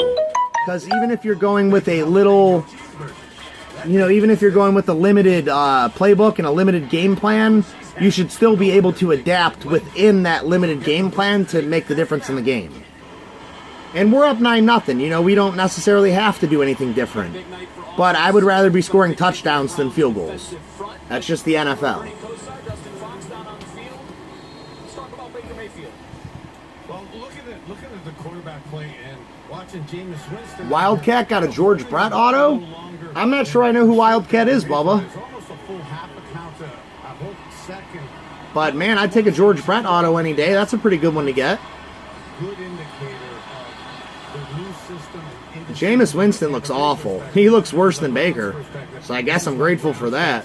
Really excited. This sense of timing that Baker is showing within the pocket, his presence that we've been talking about, incredibly impressive. Oh, the Chiefs and the Saints are doing it? From Winston will give the Browns a chance to work that 2-minute offense. 150. Yeah, I agree, Thrice-A-Roni. I agree. I mean, Hard Knocks is one of my favorite shows every year. I look forward to it. It's great to see. I mean, the year that we were on Hard Knocks last year, I got very, very emotionally invested in that. I can't even think of his name now. Cajuste? I think his name was Cajuste. And he was like this guy, and he's a journeyman. He's been to like several NFL teams, several training camps, and he's never nailed down a job in the NFL. And he talks to rocks, and he says that rocks give him energy, and, you know, him and his dad got a great story, and I think his dad beat cancer or something. And it was really, really emotional for me when we cut him. I don't know if I cried. I might have. But it was very, very emotional when we cut him. You know, and that's what it's about, Thrice-A-Roni. You hit the nail on the head, and it's working. You hit the nail on the head, bud. A Bucs defender went out of bounds. That's what it usually signals. So we'll see what they call here. We'll see if he went out of bounds, he was forced out of bounds, or if he went out on his own. Wildcat 72 cardboard. Let me look him up here, Bubba. Let me make sure I'm subbed to him. If I'm not, I'll give him a sub. Everything to do with how this penalty shakes out.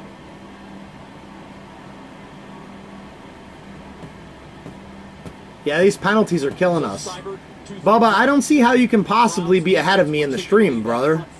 I'm watching this on broadcast television. How could your stream from the internet be faster than my broadcast television? Let me find this guy you're talking about. Hold up. You said Wildcat 72? Several times. There are 2 fouls on the play, 1 on each team. Unsportsmanlike conduct against the kicking team. Going out of bounds and staying out of bounds. Personal foul, clipping. It's a return team, number 86. By rule, the ball will be placed at the spot of the return team's foul. First down, Cleveland. I must not have his name right. Let me go back and look again. Wildcat 72. Oh, Wildcat 72 cardboard. That's what I messed up. Harris had a holding penalty on special teams on the last punt, and then this time the other tight end, Farrell Brown, has a clipping call on him. Maybe Seth DeVal was watching, saying, "Good thing I'm not." That's right. I can't hurt myself without being out there anyhow. Baker stays in, makes the throw, but that should have been caught. Derek Willie's good throw again, but just. I'm not finding anybody with that name, Bubba. Is it possible you could post a link to his YouTube channel in the description, copy and paste it for me? Is that possible? Because I'm coming up empty on searching for him. Excellent throw that time, and great timing on the route. Let me try it with the new space. Vernon Hargraves was running step for step. There was no separation there. There was one place Baker could put the football, and that's exactly where he put it. 2nd and 10. Baker over the middle finds Higgins, who's immediately hit and dropped. And now the Browns have. Oh yeah, I got him. I'm subscribed to him. He has 406.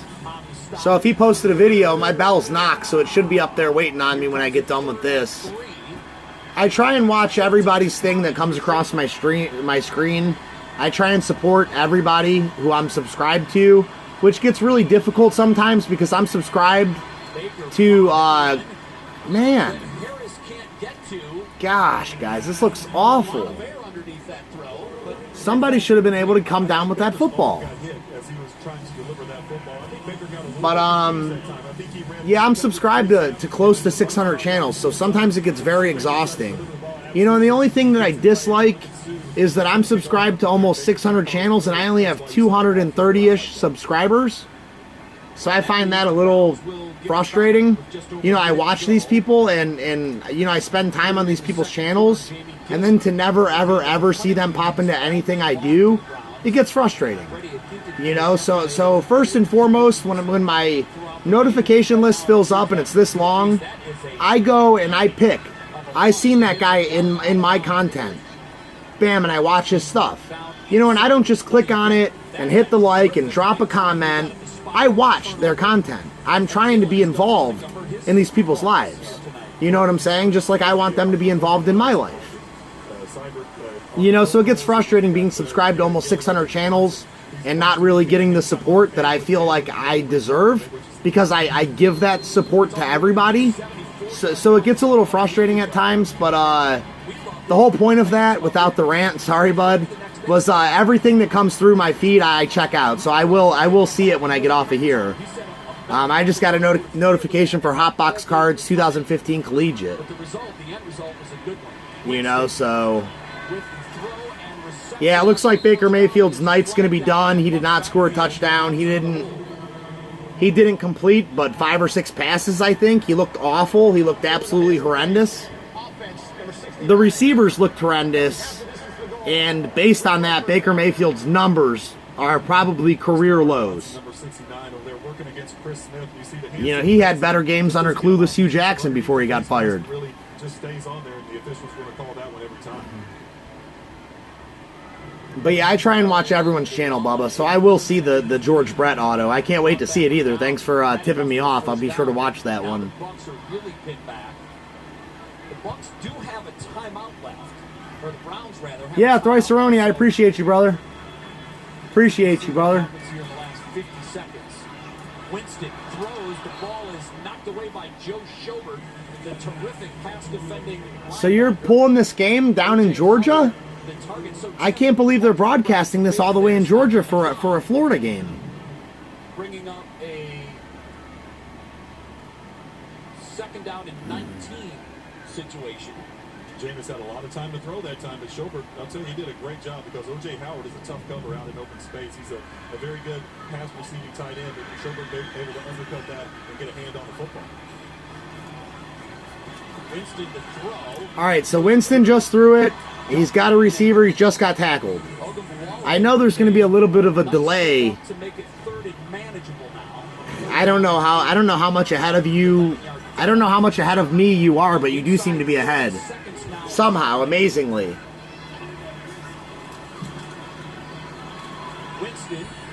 But then again, if I realistically think about it, the signal has to travel a shorter distance to get to you than it does to me.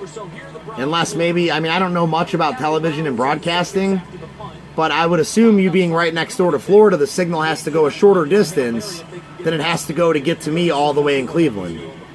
But I think that more than likely we're just going to see Baker Mayfield come out and take a knee. Terrific defensive stand there. Winston 9 of 19, 88 yards.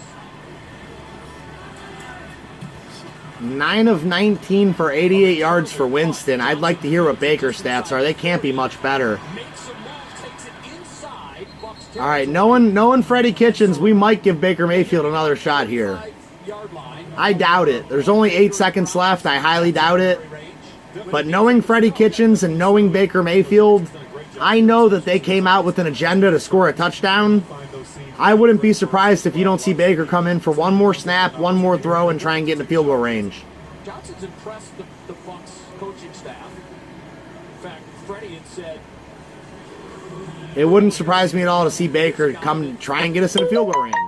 It wouldn't surprise me. I'm looking forward to it. Under the radar, but has really impressed the coaching staff. 40-yard punt, 16-yard return. Perhaps Baker tries for a first down and maybe setting up a long field goal. You take a shot to the sideline here. Oh, he's intercepted. What?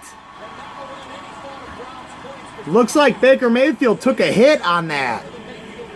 Looks like Mayfield took a shot.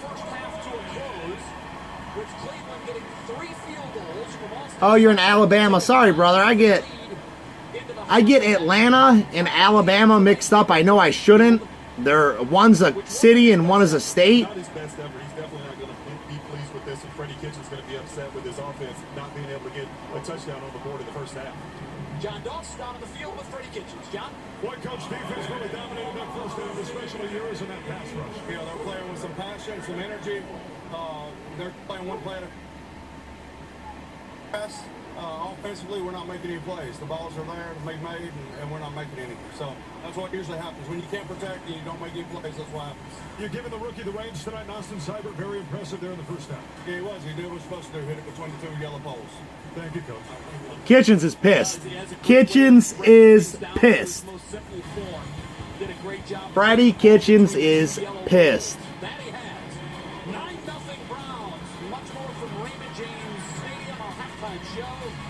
Is coming up.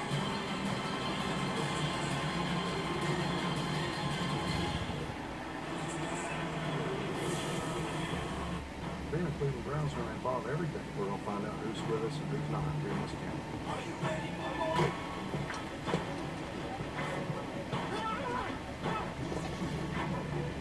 camp. So you're in Alabama. So Alabama doesn't have a football team. So Next to Alabama would be Georgia, and then next to Georgia would be Florida, if I'm thinking about the map correctly. So Alabama doesn't have a football team, so maybe the fact that you don't live in a football team market, maybe that's why you're actually able to see this game. That's actually probably a good bet. Because I know that if you're in like Pittsburgh, Pittsburgh's right next door to us. I guarantee they're not watching this game on their broadcast right now because they have their own football market. So I think the fact that you guys are lacking a football market, you probably get to see more games than cities that actually have a dedicated football market. Because I'm assuming you get to watch the Falcons. You're obviously watching the Bucs. I'm assuming you might actually see more games than we see. Advantage Medicaid is here to help with health insurance for you and your child. You'll have access to excellent eye doctors and ear doctors, and your kid will get to see the pediatrician with the good suckers. All you need is a little advantage. Visit Paramount Advantage. So, are you getting the stream on the Bucs side then? So, like right there when they were going to halftime, I'm assuming they interviewed the Bucs head coach there. Because here, obviously, we interviewed Freddie Kitchens. You know, we have our announcers on the sidelines. We're listening to our guys call the game. Now, I'm assuming that you're listening to the Buccaneers guys call the game, and that you guys just interviewed with Bruce Arians as opposed to Kitchens.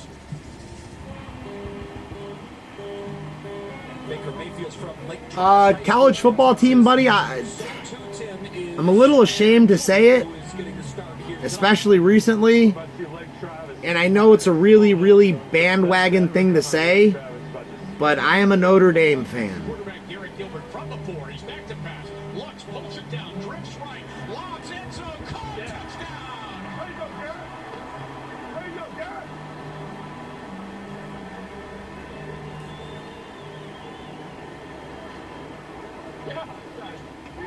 Freddie and Drew being with them in Arizona for 2 years, or they just got really close. And that's kind of like I try to model my quarterback room after how Freddie did it. Freddie was my quarterback coach there in Arizona, and Drew was the backup, and I was the third guy. So it's Drew and I sometimes when things are slow joke about, 5 years ago, if we would imagine we'd all be in this situation where Drew's still playing. And yeah, now that I think about it, all you guys have down there in Alabama is the Crimson Tide. But the Tide is huge. You guys have one of the biggest college stadiums in college football, if I'm not mistaken. Like, when you guys have a college football game down there, you guys fill that mother effer, 100,000 fans or more. It's been a high school that has... So I know that where you're at, I know Alabama football is huge. Coming out of high school, you kind of knew Baker was going to be... But yeah, now I think about it, yeah, you don't have baseball, football, or basketball professionally. Been keeping in touch and following along with each other forever. Or wait, yeah, well, no. Yeah, you don't have a basketball team either. Catch the latest episode of Building the Browns when it debuts Sunday at 11:30 a.m. right here on News 5. After these messages, Nathan Zagura rejoins me here in Tampa to break down the first half of play. Stay with us. Remember when your house had this thingy? Now it has that. But with Spectrum, smart homes aren't stopping there because they'll have all this amazing... Somebody else has been rocking with me loyally through this stream and not saying a dang word. That's why Spectrum's secure fiber-powered network is ready with the privacy you demand. But somebody else is rocking out with me, man. I appreciate whoever you are. I too am hungry. But some things will never change. Spectrum. Think forward. What's the role of a car company? To take your kids to and from school? We think it can be something bigger.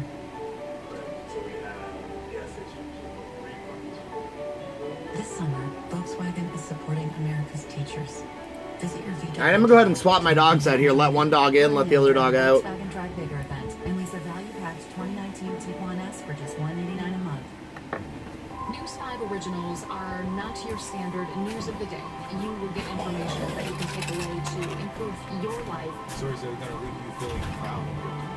People may not always remember the story you covered, but they remember how the story made them feel. And News 5 Originals is a great vehicle to exemplify our passion and our commitment to tell stories that are important to you. News 5 Originals, the most original storytelling in Northeast Ohio. We're just getting started. Come on, baby girl, let's go potty. Go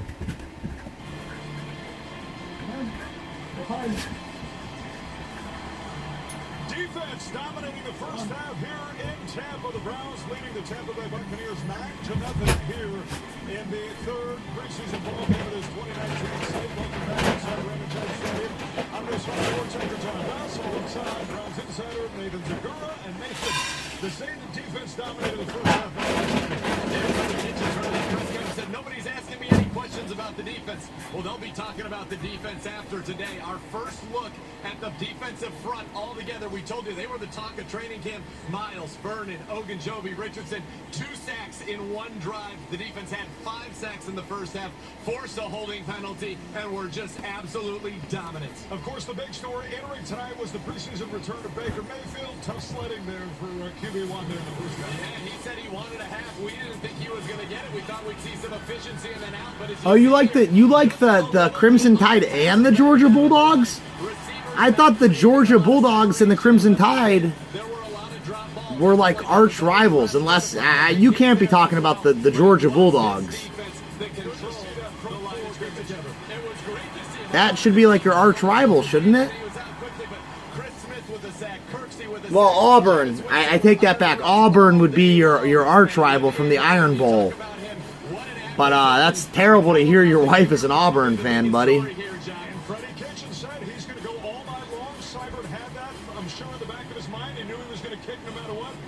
Oh yeah, you even typed in Georgia up there.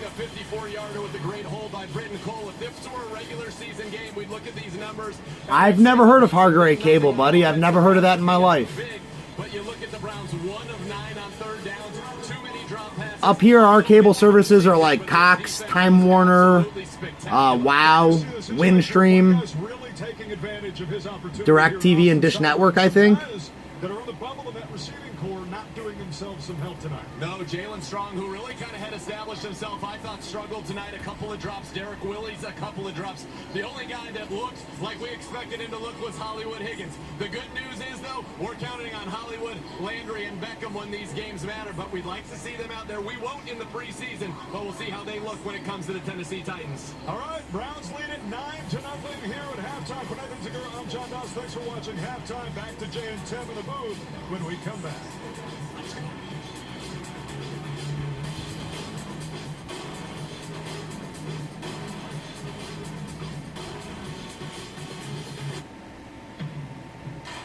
All right, Bubba, if you got to go, brother, hey, I appreciate you stopping by, man.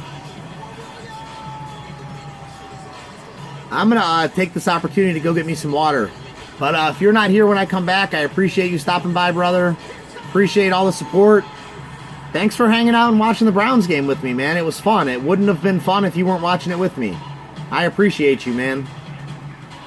I'm going to go get me some water. At Speedway, we're always looking out for you. That's why we invest in industry-leading technology like our fast and secure pumps. I'm giving a shout out to myself. The other person watching would be me. So I would be the other watcher. To keep your information safe. I have it on my computer, duh. Which means when you I'm giving a shout out to nobody. I'm giving a shout out to myself. so you can get what Oh, you need snap. and get on your way. That's hilarious. It's the Honda Summer Spectacular event, which means more of this. The kind of elation you can only experience after getting a great deal on a Honda Civic or Civic hatchback. Or an Accord. All come standard with the Honda Sensing suite of safety and driver-assisted features. And as you can see, all will provide you with plenty of joy. Come be a part of it today. Get a great deal on the Honda Accord and find your happy place at the Honda Summer Spectacular event.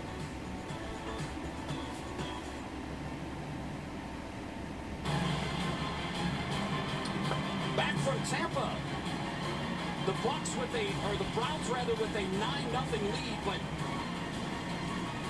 not a whole lot of pretty offensively for either teams. In fact, we have 150 total yards of offense between these two teams as the Browns have a 3 field goal lead. Not beautiful, but it's a 9-point lead for the Browns. It's a 9-point lead, but I think a lot of frustration from Freddie Kitchens and Baker Mayfield, the way the offense played. They were on a short field most of the first half and still weren't able to get the football into the end zone, had to settle for 3 field goals, so definitely disappointed in that. I know Baker was excited to get a half. He got the half, but when you take a look at his quarterback stats, it's not going to be a line that he's going to be able to find anything positive when you think about it. Time now for our quarterback stats, brought to you by First Energy, your hometown energy team. 26 attempts, just 10 throws, 72 yards, and the interception. Again, our First Energy quarterback stats, brought to you by First Energy. Tim, first downs, something that I circled on the stat sheet. The Browns, just 1 of 9 on 3rd down, and the Buccaneers, just 2 of 9. It's been hard to watch. It has been hard to watch offensively, but both defenses have played really well. I think the Browns defense obviously has been unbelievable the way they've been able to get after Jameis Winston, and he's never looked comfortable in the first half. Dustin Fox down on the field wants to talk a little bit about special teams, and Dustin, why not? Yeah, guys, the special teams this season is something that looks like it could be special, and frankly, I think it all comes from Coach Mike Prefer, who he just brings a certain energy to this Browns team, and special teams, it's a want-to, right? You have to be able to get out there and have effort. You have to hustle. Guys have to buy in, and I think when you have a head coach in Freddie Kitchens who gives Mike Prefer time in practice to emphasize things, it really helps. It helps the other guys on the team buy in as well. Prefer is a former military guy who talks a lot about discipline, execution. Of course. And his special teams has been very good so far this preseason. Came over from the Vikings, where his special teams unit always one of the tops in the NFL. That kick return brought out, and Ernest Johnson gets it down past the 20-yard line, and as we expected, that will bring to an end Baker Mayfield's night. Drew Stanton will get a chance to show what he can do. Drew Stanton, a 12-year NFL veteran, didn't play at all last week against the Colts, but we're going to see some action here tonight just to get him a little bit of work. He is going to be the backup to Baker Mayfield, so if something were to happen, Drew is going to be the guy. Jalen Strong still in at receiver.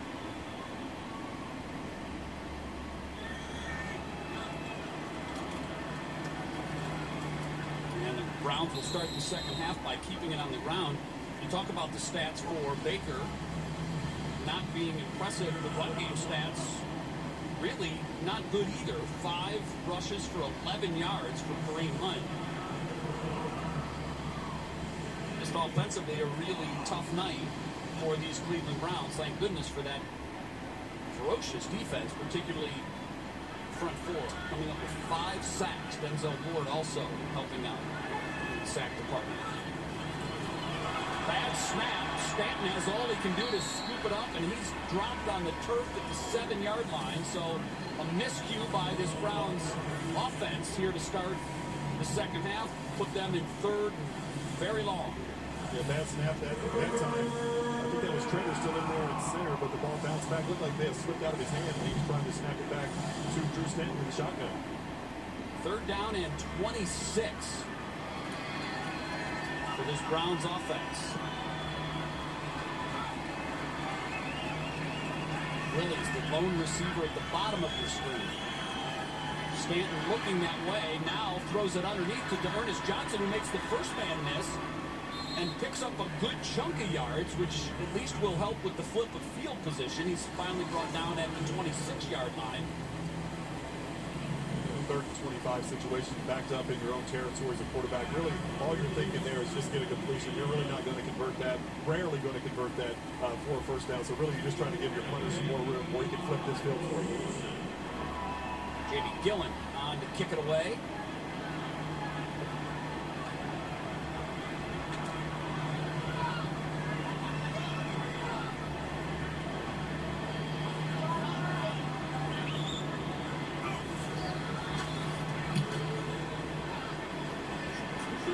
high kick. Fielded at the 27-yard line and brought down just past the 30. Farrell Brown making the stop on special teams. Tampa Bay's second unit likely to check the field next. I switched from Dodge. You switched from Ford. I switched from Ram. I switched to Chevy. You switched to Chevy. We switched to Chevy. For dependability. For these guys. And just look at it. We switched to Chevy. See for yourself why people are switching at the Chevy All-Star Open House. Get 20% below MSRP on all 2019 Silverado double cab pickups. That's over $97.50 on this Silverado. Find new roads at your local Chevy dealer. What you'll find in Ohio lasts longer than a trip. Like the memories you'll make, and a feeling of wonder to the moon and back. It's the sweet moments frozen in time, and a path that leads to the unexpected. It's the butterflies you'll feel, and a bond of adventure you'll never forget. For life's most important journeys, Ohio, find it here. Plan your next adventure at ohio.org.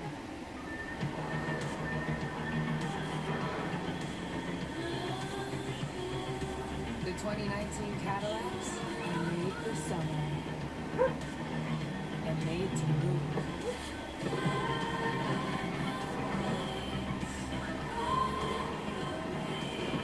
Get 0% APR for 72 months plus $1,000 on a 2019 Cadillac Escalade, XT5, XT4, CT6, or CTS when you finance their GM Finance.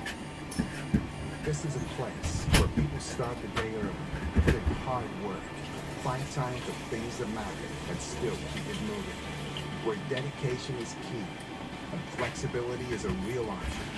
Where people get reskilled, retooled, and certified. They train on the cutting edge for high-demand industries. The Dolphins are beating the Jags 22-7? Something different. This is Cuyahoga Community College. This is where futures begin. I'm pretty sure, Bubba Smith, I'm pretty sure the Jaguars played yesterday, Bubby. I'm pretty sure that might be a final score on that one. I'm like 99.9% sure the Jags played yesterday. So that might be a final score. The Raiders-Packers score is probably a final score too. Itching to see all this offense get put together week one of the regular season. I can't wait, man. I can't wait. We're really excited. You know, we're working really hard in camp. Obviously, we just got to. I would expect the Ravens to beat the Eagles. How did this one feel differently than the others, maybe? I would almost expect the Raiders to beat Green Bay. I wouldn't really expect the Dolphins to beat the Jags. Second year under a guy calling the plays in Freddie Kitchens. He did it for the second half of last year. Second year with Baker Mayfield. Are you feeling that? Oh, snap, you typed it up. I thought you left, brother. I thought you left. I thought you said the dog had to go doo-doo and you were out. Sure. We just have so much more chemistry, you know, so we're really excited to get this started. David and Joker, thanks so much. J10, back to you guys. John, thank you very much. Blaine Gabbert in now at quarterback for the Buccaneers. Dish cable with the Wi-Fi. Facing a third down and 2. We noticed, Tim, that Freddie decided to keep the first team offensive line in to start the second half. In Niagara Falls. Happy with coverage, pass protection. So perhaps he wants to. Yeah, sorry, brother. I didn't know you had come back, man. I apologize. I thought you bounced on me, and I didn't figure anybody else was coming in. So while I was getting water, I also took me a deuce, brother. Brings it in. Nature called. Oh, they got Blaine Gabbert out there. Brown down on the field. It is Greedy Williams, the rookie from LSU. Get up, you little punk. He's had a good camp in the game against Washington. He did have a little miscommunication. That just looks like a little stinger. No big deal. Make an interception, and the knock on him coming out of LSU was not much of a tackler. He's done everything that we expected of him to do. He made the tackle. He just hurt himself doing it. Suffers an injury on that play. We'll have to see if we can get an update on what it is. That's got to just be like a stinger. That can't be nothing major. Washington game, I can remember he made 2 really nice plays coming up and containing the edge and getting the ball carried. You still with me, Bubba, or did I lose you, brother? To do that, and we know he can cover and make plays in the secondary. Did everything right. Went low on a much bigger player. We'll get you an update as soon as possible. So 1st and 10 now. The Bucs close to midfield. Blaine Gabbert in at quarterback. Finds his man out of the backfield. And a couple of yards after the catch will be good enough for a Buccaneers first down. That's Andre Ellington. I'm assuming the Bucs must have gotten rid of Peyton Barber, I'm assuming. Getting rid of the football on time, on rhythm. You see by the time he looks it down the field, finds his outlet receiver. Blaine's a veteran. He's not going to stand back there and hold the ball. He's going to get rid of it and try to keep the chains moving. Philip Gaines making the tackle. 1st and 10 from the 40 now. Keep it on the ground with Ellington, who has a big hole up the middle. Another Bucs first down after the 11-yard carry. That was one of the most obvious holds I've ever seen. That time of Washington, the Browns offensive line down, and Ellington made a nice cut that time, seeing it backside, and put his foot in the ground, was able to cut that thing all the way back and find the seam in the Browns defense.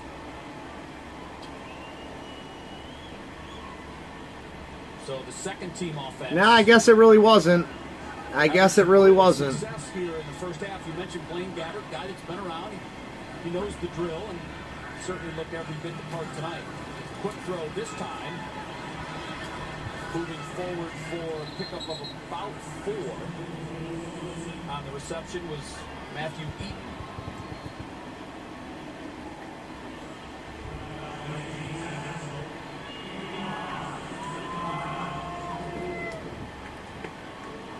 Second down 5. Bucs staying on schedule here.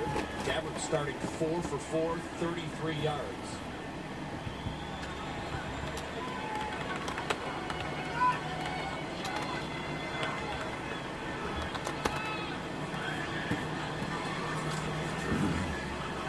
Play action.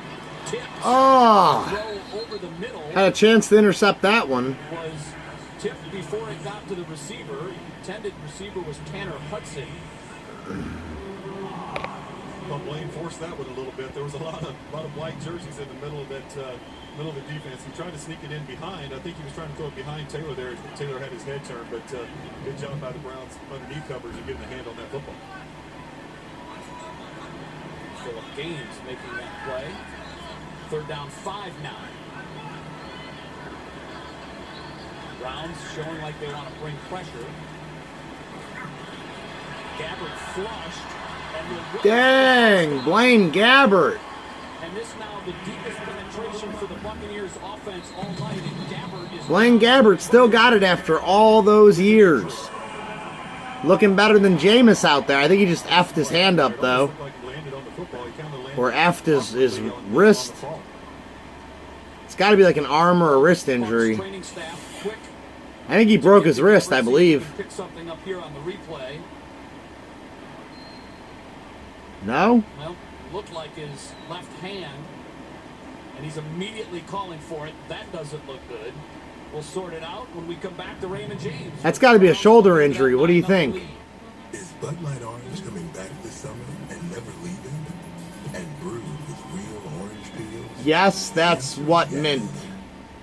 I don't know what you mean there, Bubba.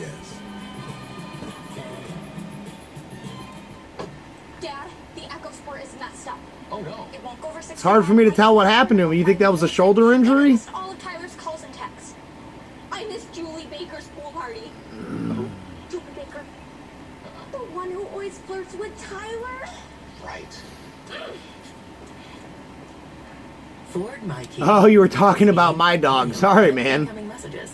Lisa 2019 Echo Sport. I thought you were bouncing out. It said 2, and then you said that comment and it went down to 1, so I'm like, well, he's gone. And then as I was walking away, I'm even thinking like, well, who would the one person be? Then I'm like, oh, well, I'm playing the stream on my computer so I can read the chat. Obviously, I'm the other viewer. You know, so I thought you left. But apparently you are the one viewer, and whoever the second viewer was eventually left. They didn't say nothing, dude. There was 2 people in here hanging out with us like 90% of the time, and they did not say one word. I think freedom and financial stability go hand in hand. The hardest Crazy. part of getting from point A to point B is that how are you going to get there? Whew, I am tired. I did not sleep last night. Using the KeyBank mobile app and seeing where your money's being I knew I had to go to the post office this morning, and I wanted to get the packages out literally as soon as the post office opened up. on things that you care about. You know, so that I could pay for that shipping and then go buy my reel. And as soon as the post office opened up, I jetted to the post office, and then I went to get my new reel. And then I came home and I tried to take a nap, and YouTube just kept going off and off and off. And I got maybe an hour of sleep, and it's like, man, the Browns will be playing here in 3 hours. If I go back to sleep, I could potentially miss it. Blaine Gabbert in his 9th season out of Missouri. He was a very high draft pick in the first round. When he came out, a nice insurance policy. You know, so I decided not to risk it and just stay up to watch the Browns, man. So Ryan Griffin will come in his absence and drills the first ball complete to Tanner Hudson. I hate to see that for Blaine Gabbert. Obviously, it looks pretty serious. Don't want to Okay, I will, Bubba.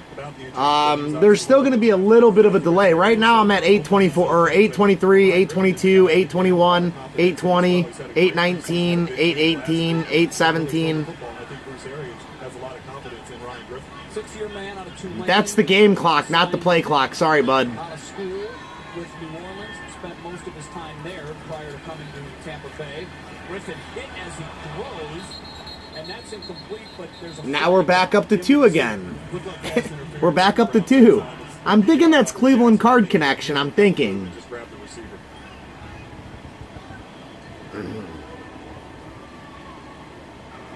Prior to the pass, illegal hands hand in the face. Defense, number 34. It's 5-yard penalty. Automatic. First down. Robert Jackson with the desperation move, and here's no look. Jackson here working on Scotty Miller, just grabbing him. That's the other side. There was a hold on that one as well on Pittman's, but on the top of the screen here, you'll see Robert Jackson just get the hands to the face of his feet on the double move for a touchdown. Dang, Jannard Avery came in and put a lick on that quarterback. Jannard Avery in Griffin's face, forcing the quick throw. Ellington. I don't know how extensive your football knowledge is, Bubba, but Trent Dilfer was also a Cleveland Brown.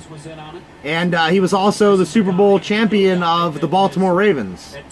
With like that 2002, I want to say, team. 2002 team.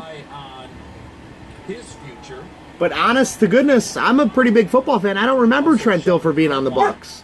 I'm not saying he never was, but I don't remember it for whatever reason. And ball from the 6 now. Ellington on the carry. Maybe a yard. That'll give the Browns defense third goal from the 5. So we talk about Deverell Lawrence.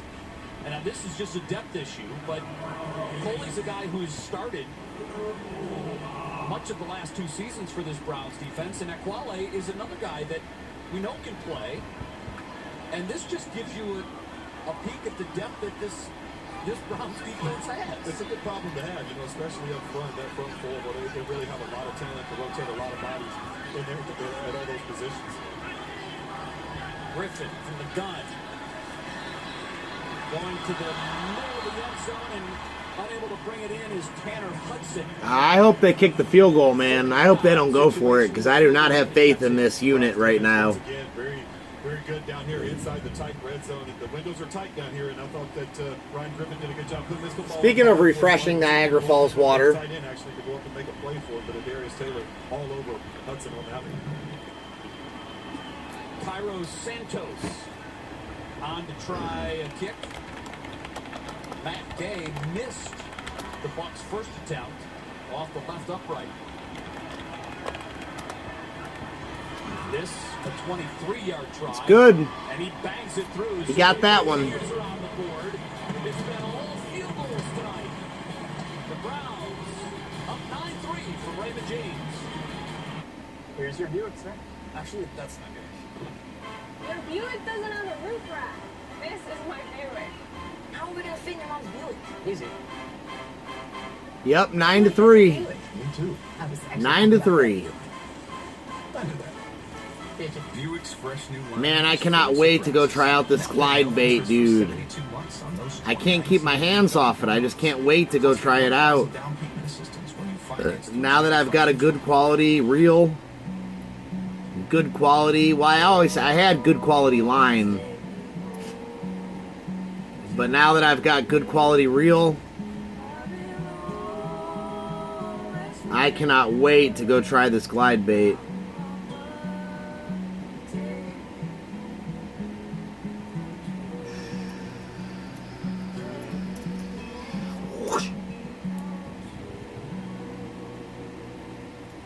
I'm half tempted to go throw a couple casts down.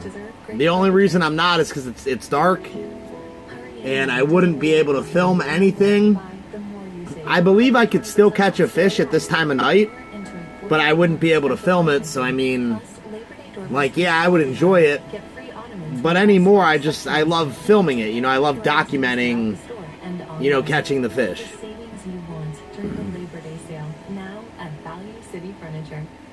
Boy, time flies. Personally, I know I cannot believe my daughter is almost a year old.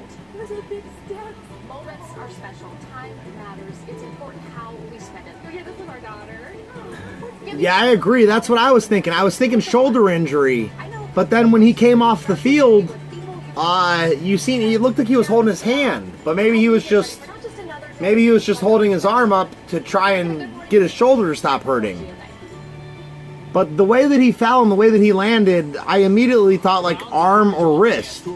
And then when I watched it back on the replay, it almost looked like it had to be a shoulder injury. So I mean, I would say it almost has to be a shoulder injury. Make sure you get your tickets in order before you get to the stadium, because if you've got 40,000 folks trying to use the app at one time with limited cell service in the area, it could be tough. So get it all straightened out the day before.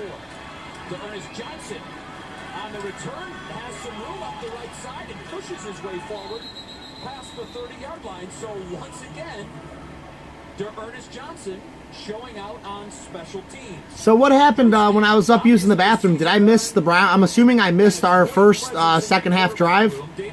I'm assuming we just went like 3 and out or something. Now, are we actually going to see Drew Stanton here? Is that who was in Drew Stanton? It really is. Like, Drew will tell you something that's going to work, and that thing works. So Bake literally learns from him. And so you got to think of it in that kind of way, like, Bake's going to be dangerous. Drew's smart as can get. Probably the smartest football player I've been around. High praise. See, now that's the adaptations and the changes I was talking about. That was first down and we ran a run play. How many times have we run a running play on first down? Like none. You're all the way down at 6 minutes? Dude, I'm at 6:24. Number 78. 10-yard penalty from the spot of the foul. Replay, first down. Dustin Fox down on the field. Dustin? As I think it's interesting here, Drew Stanton in with the twos, but he's not really in with the twos. He's in with the starting offensive line, which I think shows you how valuable they feel the backup quarterback position is. They don't want to get Drew Stanton hurt in this game. Well, there's that, and I also think that, as we talked about earlier, going to halftime, Freddie not happy with the protection, and perhaps wants them to get some more reps. Yeah, not happy at all. Gosh, hold. Bradley's comments on Drew Stanton. I think that's such a luxury for Baker Mayfield to have a guy who's been in the league, who's been around so many other great quarterbacks in the league that he can learn. You got to call something there. How can you not call something there? Years or so when I was a rookie, and I learned so much from him. Pass interference. Defense, number 29. The ball will be placed at the spot of the foul. Automatic. First down. Brian Smith whistled for the pass interference on Derek Willis after the incompletion. Bernie, what do you have? Well, one of the strategies of keeping the first offensive. But yeah, I want to see us change up this play calling. I don't want to see us dropping back and throwing on every play like we have been. Make adaptations and win this dang football game. Have a positive drive here with the first team line and getting that continuity, consistency, and communication down, which is imperative for your backup quarterback with the offensive line. Yeah, a lot of reasons behind it. So the ones stay out there from the offensive line. Drew looking to go deep, overshoots everybody on the incompletion. I don't know. Drew Stanton, to me, is not a very talented quarterback when it comes to arm. He does seem very smart, and he seems to know what he's doing, but he doesn't seem to have the arm to get the job done. From the high angle, we see the safety on the opposite hash. Drew tried to look him off, but it's such a long throw, the safety has so much time to recover while the ball's in the air. We get over there and make a play on the football. So now it's 2nd and 10. We're still coming out of the shotgun. I'm hoping to goodness this is a running play. It is. Oh, he got brought down from behind. I see no flag, but it's clearly grabbed by the... Sure looked like a dangerous tackle to me too, Jay. I thought that was a horse collar as well. And we'll see here Johnson trying to get to the edge and from behind, and I think that's well, he kind of pulled out right at the end. He did get the hand in there. That's a horse collar, dude. That is the definition of a horse collar.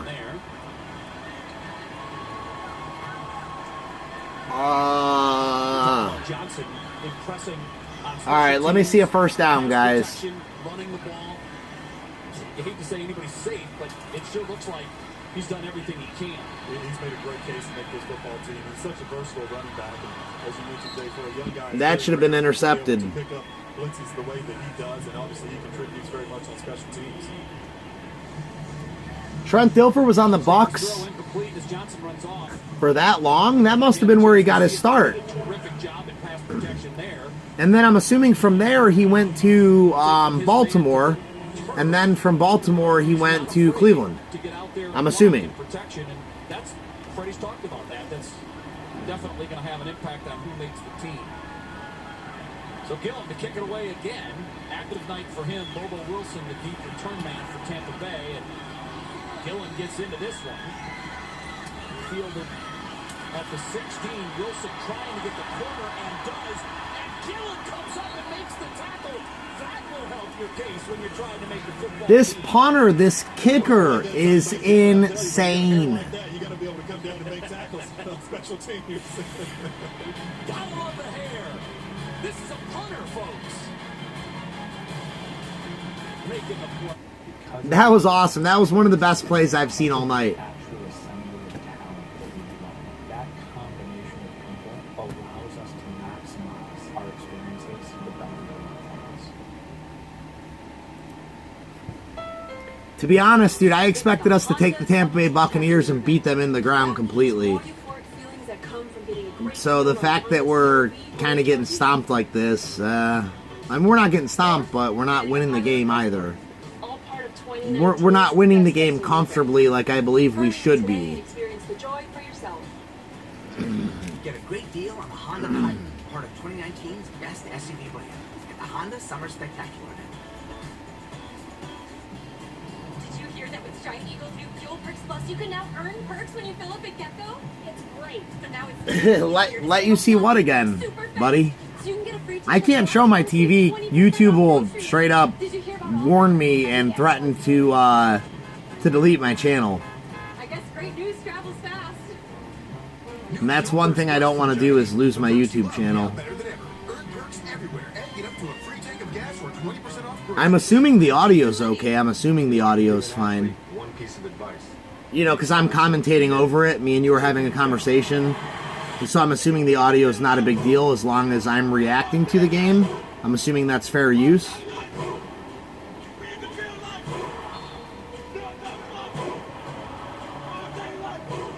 Because that rival that wants to take you down is going to make you raise your game even higher. Getting injured can be a real game changer, especially when your family is depending on you to be healthy. Elk & Elk is committed to earning your trust and getting you back in the game. Call 1-800-ELK Ohio. Elk & Elk, proud partner of the Cleveland Browns. Look at this Scottish hammer, born in Scotland. And Jamie Gillen is telling his counterpart here, Britton Colquitt, Yeah, I took the angle. And look at the pipes on this guy. Those are Tim Couch arms. Guy's got some guns, man. Hey, if he makes the team, I can see a nutritional, maybe a whey protein supplement line endorsement and a Pert Plus commercial or something with that hair. That hit the ground. Dude, that punter looks fantastic. That was really exciting for me. Miller falls short on the turf. Griffin perhaps threw it just a little too early. Miller wasn't quite out of his break. Greedy Williams, the man in coverage. So, Gillen, big night for him. 5 punts. Hey, Greedy Williams is back on the field for the Browns, so whatever injury he sustained must not have been very serious. The little things, and that might have been a big thing, because if he doesn't make the tackle there, Wilson had a lot. And then you see Blaine Gabbert over on the sidelines in a sling. Down the field, took the correct angle, went low, got the guy on the ground. Just an excellent play by the punter. Griffin having to hurry his throw. It's caught and finally knocked down at the 50-yard line by Hassel after a nice throw and catch. Ryan Griffin into Browns territory. Great throw and catch that time by Ryan Griffin and Tanner Hudson. Hudson is another guy who's had a tremendous preseason, playing very well, impressing his coach. You see him reaching out there with one hand and able to keep his balance and stay up and get about an extra 10 yards out of that play. Watch this tackle by Hassel. Watch him go Over right here. for the ankles. This is where you got to go with those big guys. Hudson's 240 pounds, 6'5" guy, big tight end. Got to go low. Hit him low. Griffin. Get up there and make that tackle. That's what I'm talking about. The guy who made that tackle, Sheldrick Redwine, he's a rookie that we picked up this year in the draft. So good to see him make that tackle. Yeah, you go high on these wide receivers, and you know you can get those guys to the ground. And Redwine doing a tremendous job, fighting for a job, and certainly plays like that will help his case. Says he's a rookie safety, 6'0", 196, from Miami University from Florida. Highsmith with the connection there. Griffin with Ray Armstrong. Wilson got her coverage. Boy, that was a late flag. Perhaps this will be challenged. Pass interference. Defense number 51. The ball we place at the spot of the foul. Automatic. First down. I really want to take a look at this one because That was a weak call. That was a very, very, very weak call. we'll take a look at it and see if we can see that he got the hands in there that we didn't see from our standpoint. And excellent coverage, good inside out. I guess they said maybe he grabbed the. Where's the pass interference on that play? Did you see pass interference? I didn't see pass interference.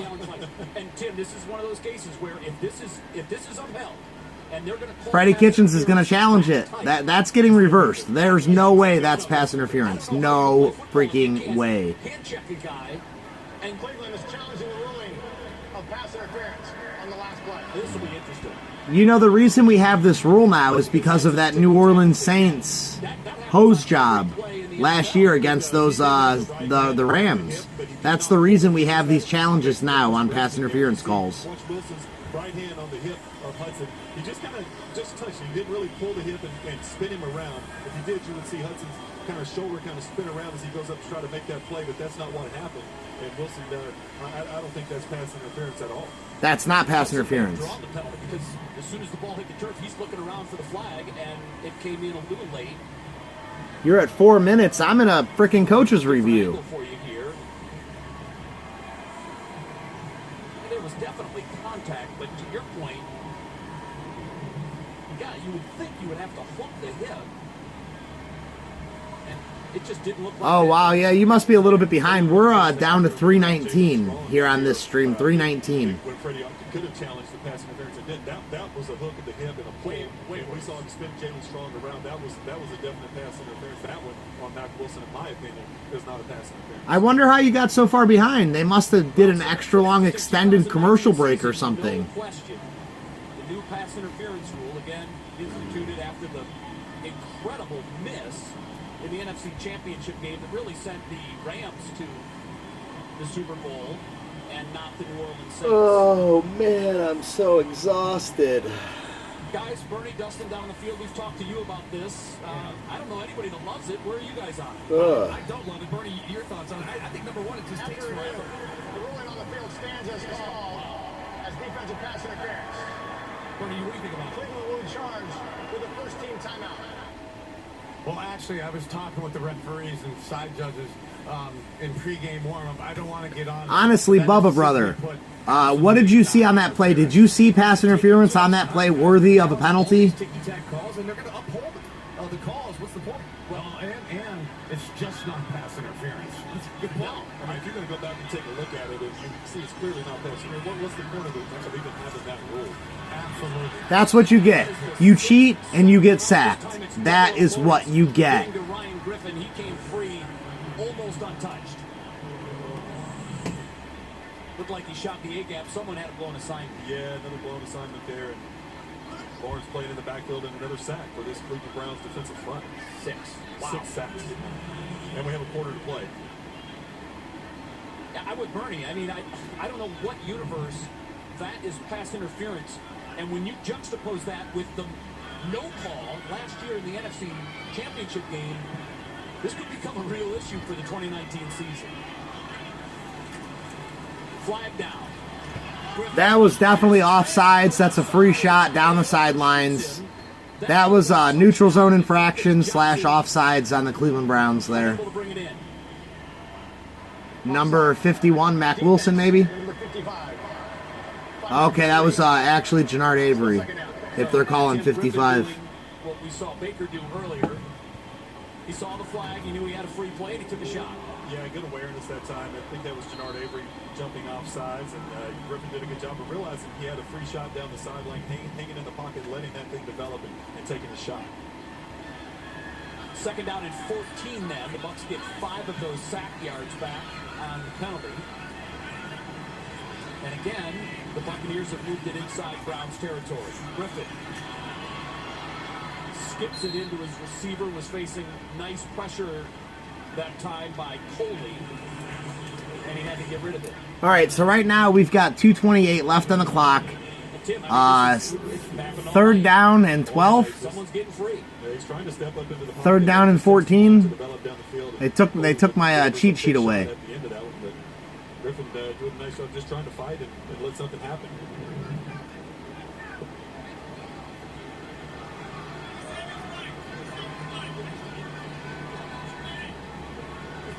Wyatt Ray doing a good job. Third and 14, 2:27. That's a first down.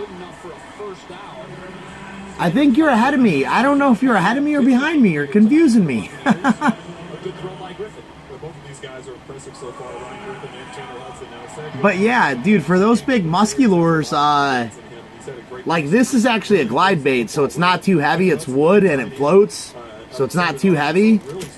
But these other ones, if you look, they have what's called a bullet. Ow, I just hooked myself. They have what's called a bullet built into them, and that's actually a weight. That actually weighs a pretty good amount.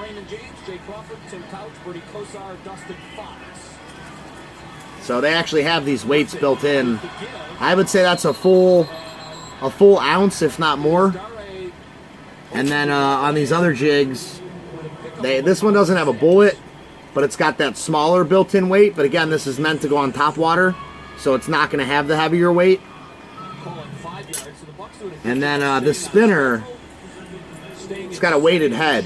The head right here is steel, and it's got a weighted head on it. They're looking to become the first team to find the end zone tonight. Griffin with the give again to Ogunbowale. Picked up on 3, and that'll bring up 3rd and 2. I don't know, man. I can't wait to get out there and use these. I'm tore up with anticipation.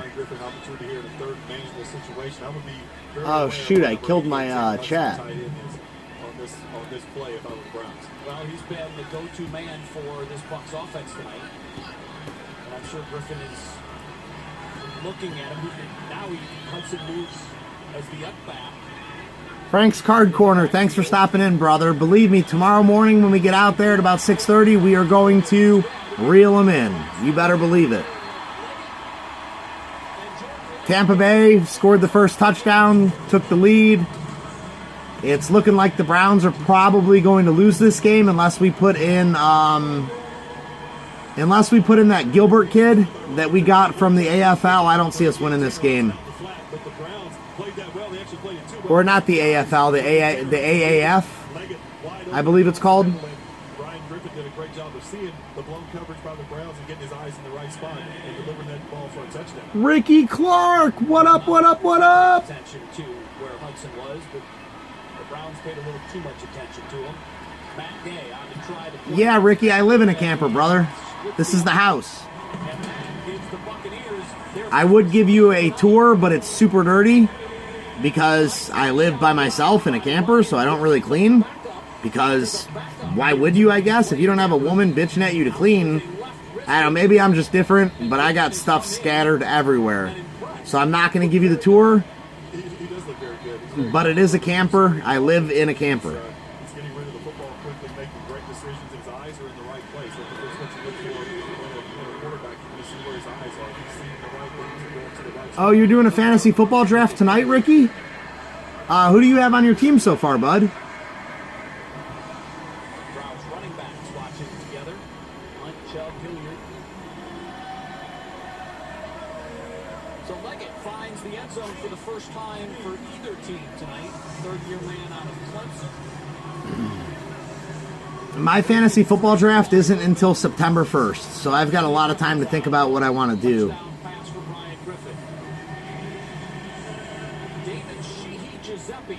But I mean, basically, long story short, I want Nick Chubb, I want Baker Mayfield, and if I can get those two dudes on my team, I'll pretty much be happy with anybody else I get. So electric. You can see when he sees the hole and decides to go full speed, he goes from first gear to fifth in no time. He really does. 4.3 speed, and he's already taken the play back. I think 86 yards in week 1 of the preseason, and just the guy that everyone's a team for. But he's absolutely electric with the football in his hands. And I don't know that it will be with this football team, but you would have to think that Sheehy Giuseppe has impressed enough around the league that should he not make this Browns team, he'd be a guy to look for to be picked up by someone else. You have McCaffrey, Mixon, Keenan Allen, Kenny Galladay, Tyler Boyd, Dave Montgomery, Phillip Lindsay, Lamar Miller, and Marvin Jones? Dude, your team is freaking stacked.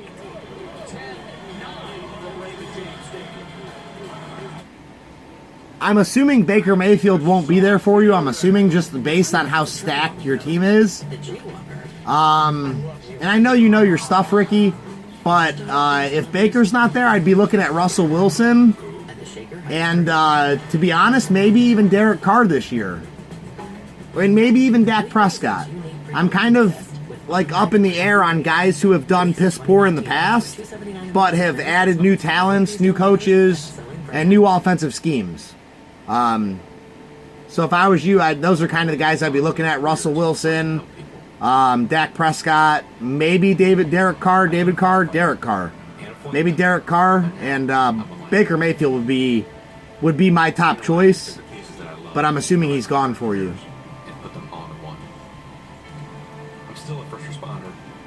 You know, Phillip Rivers wouldn't be a bad bet either. The only reason I would stay away from Rivers personally is because he's getting kind of long in the tooth. The guy's getting old. But he's proven, and he's solid, but he's getting old. Taking into account our patient's age, medical conditions, and past immunization history. Immunizations are just as important to your health as diet and exercise, but can be taken care of with just one visit, effectively protecting yourself and your loved ones. But man, honestly, your team is pretty stacked, Ricky. I would be feeling very confident about the team that you have if I were you. Drug Mart, your immunization destination. Conventional wisdom says it's not worth making Cree LED bulbs so much better than other bulbs. That the light doesn't have to be so beautiful. Oh wow, Ricky, is it just not very competitive, Ricky, or are you the first guy who wakes up? Is it an ESPN league? Are you the first guy who wakes up in the morning and works the waiver wire while everyone else is still sleeping?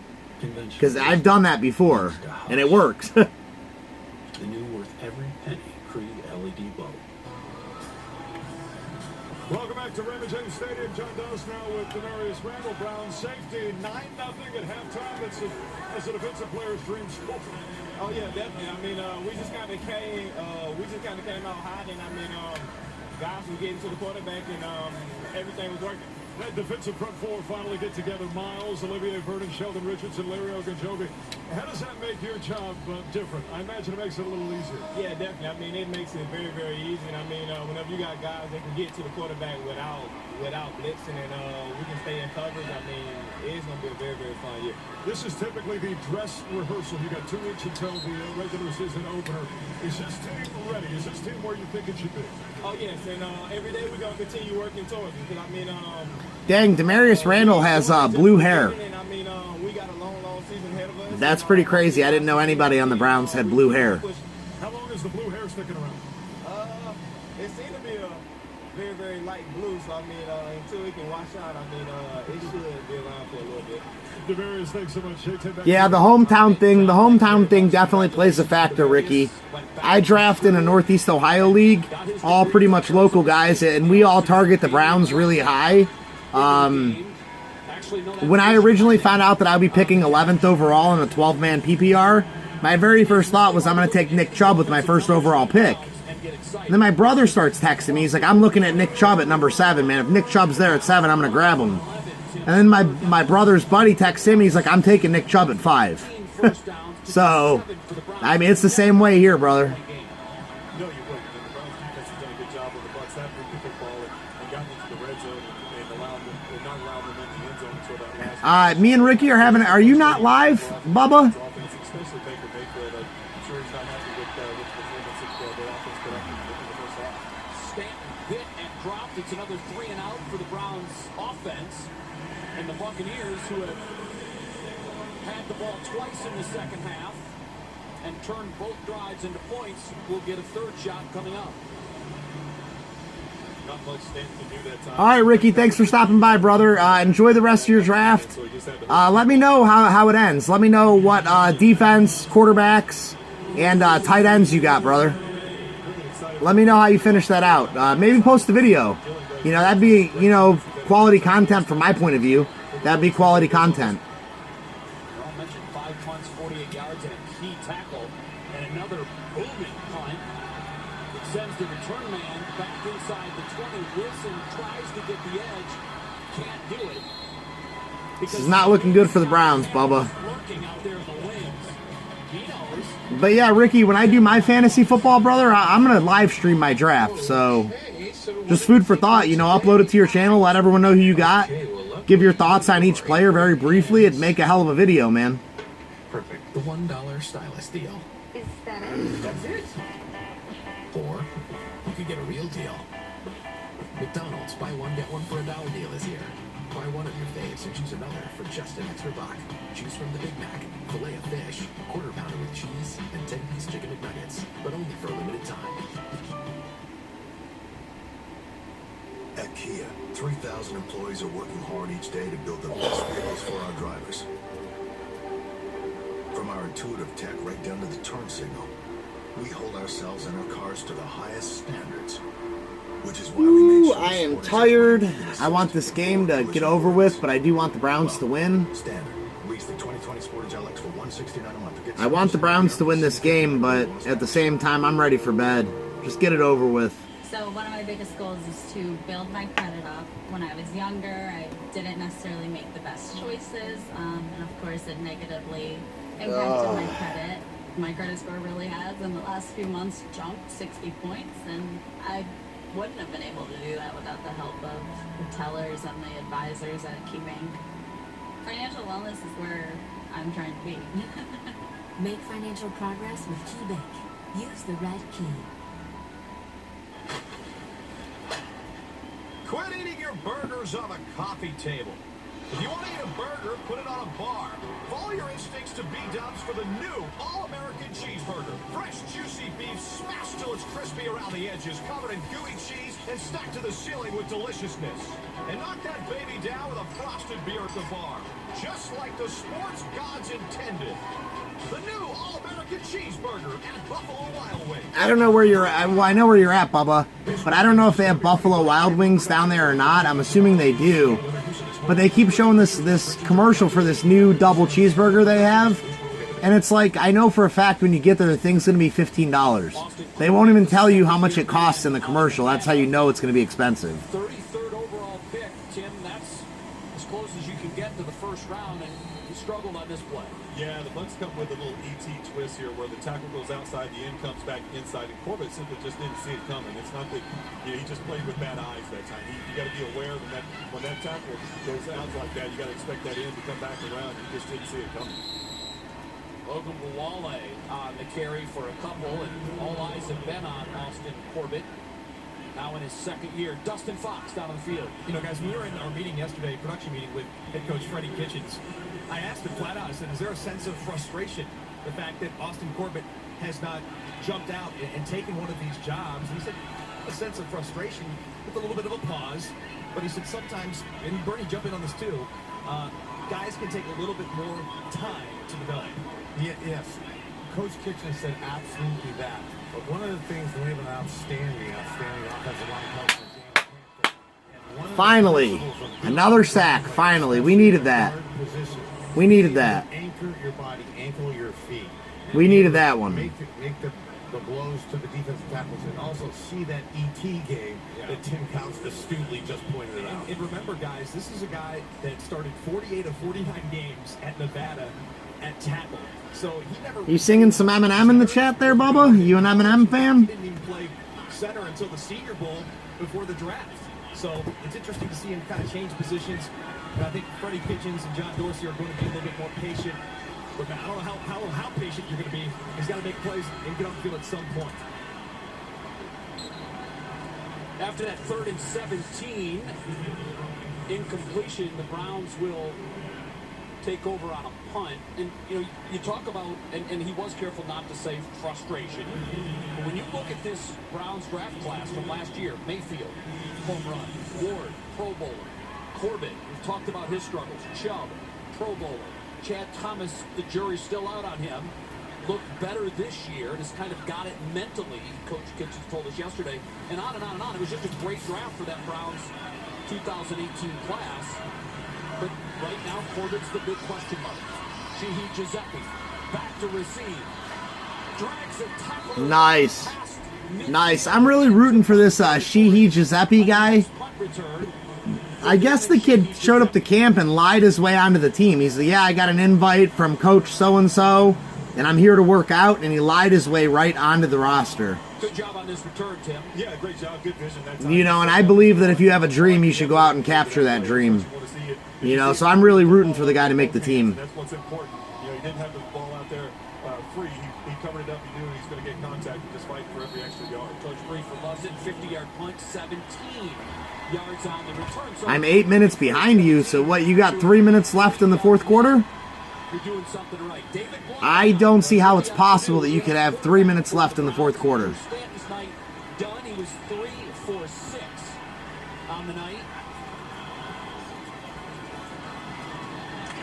And Blau quickly makes a connection to Braxton Miller, who was the midweek signing this week. The former Ohio State Buckeye. He's an athlete, Tim, and he's an asset. Yes, he is. He's a playmaker. They want to get him involved, and I think Freddie Kitchens and his staff are very excited about Braxton Miller being here. And you know, also it's interesting to see that Blau comes in before Garrett Gilbert. And so far in the preseason, in the first 2 games, we've seen Garrett Gilbert come in first. This time, Freddie Kitchens giving David Blau the opportunity. Yeah, that's interesting. I'm really surprised David Blau is out there instead of Garrett Gilbert. Yesterday said nobody on this roster as a quarterback is a throwaway. Braxton Miller on the completion on the crossing route, and quickly David Blau has quite a connection to Purdue and the Ohio State products hooking up. It didn't take those 2 guys very long to get on the same page, and David Blau to figure out that he likes what Braxton Miller can bring to this offense. The first 2 Yeah, Braxton Miller was a kid from Ohio State. How about this stat? Braxton Miller, 52 passing touchdowns, 3 receiving touchdowns during his years at Ohio State. And we talked yesterday with Freddie Kitchens, and he said coming out of college, he looked like a quarterback running receiver routes. And he said during his time in Houston, he's turned into a guy that looks like a receiver now. That time, some miscommunication on the attempts to Miller. There's a flag down in the secondary, but I don't think that's good. Defensive hold. Holding. Defense, number 26. 5-yard penalty. Automatic. First down.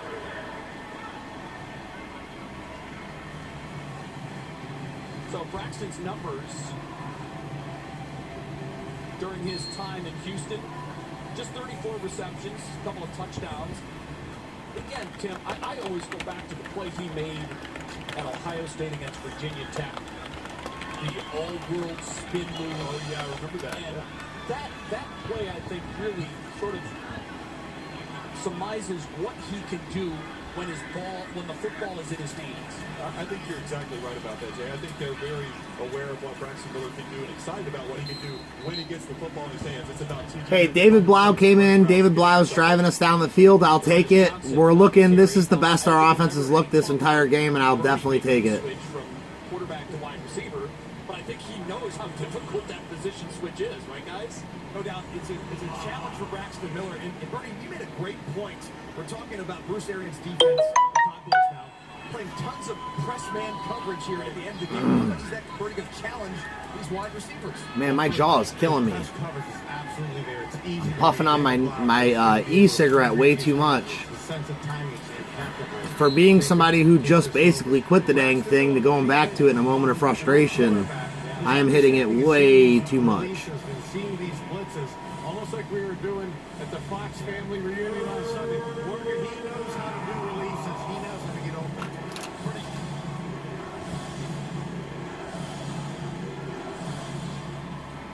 Looks like they may have lost Dustin's mic. We'll get that checked on. Seth DeValve finally getting on the field for these Cleveland Browns this preseason. Couldn't bring that one in. That brings up a 3rd and 5 for David. Nice. This is Seth DeValve's first action of the preseason, so that's great to see him back.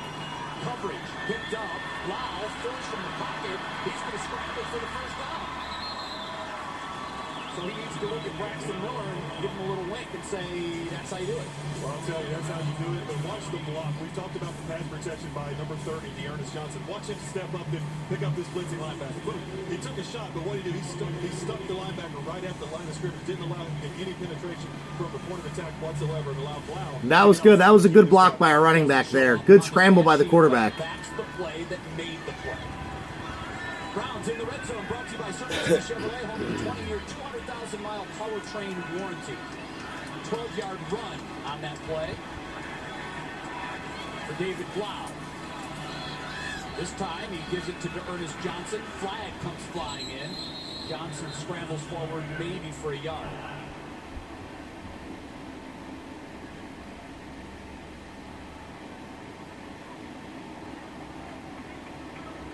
Illegal hands. Hands to the face. Defense number 57. 5-yard penalty from the end of the run. We'll take it. We'll take it. Dustin, Bernie, I'd love to hear you guys talk a little bit about Braxton Miller. I just wonder, is a week and change enough time for Braxton to make the team? Because we know we need a return guy, that's a return specialist, but to come in, Bernie, you can speak to this because you know how difficult it is to... I'll tell you personally, dude, I would freaking love it if Braxton Miller could make this team. I think that would be fantastic. To have the complete knowledge of it. Being, again, an ex-quarterback, having a more global understanding of offenses, I think Braxton Miller is absolutely capable of. Timeout, Cleveland. And you can see his comfortableness. Second timeout, 1 timeout remaining. 8:26 left to go in the fourth quarter. Tampa Bay 10, Cleveland 9. Browns on the 10-yard line, 1st and goal when we come back. This is the nimble Chevy Trax, the versatile Chevy Equinox, the stylish all-new Chevy Blazer, and the roomy Chevy Traverse with seating for up to 8. The Chevy family of SUVs. No matter what you're looking for in an SUV, Chevy's got you covered. Qualified lessees can get this. Traverse LT for around $339 a month. Chevrolet, number 1 selling brand. Break your heart to see what we pull out of here every day. I love you too, honey. I'm live streaming the Browns game. I love you too, honey. We're just doing the right thing. What's the dream? My dream is for people to think twice before they throw. I love you too, honey. I'm streaming the Browns game. I appreciate you having me out. Fuck. You can swing and mean that, man. I love you too, honey. I'm streaming the Browns game. Oh, F it. I'll text her when I'm done. I'll be done in just a minute. Your Wi-Fi. Devices are probably fine. They just can't connect to your internet. Honey, Mike says it's the Wi-Fi. It's worked for just fine. Oh, thanks, Mike. Your home is only as far as your internet. Get fast, seamless wall-to-wall coverage and reduce dead zones with AT&T Internet and smart Wi-Fi technology for $40 a month. More for your thing. That's our thing. Call 1-877, only AT&T. Says we're still streaming. It says our stream health is still good.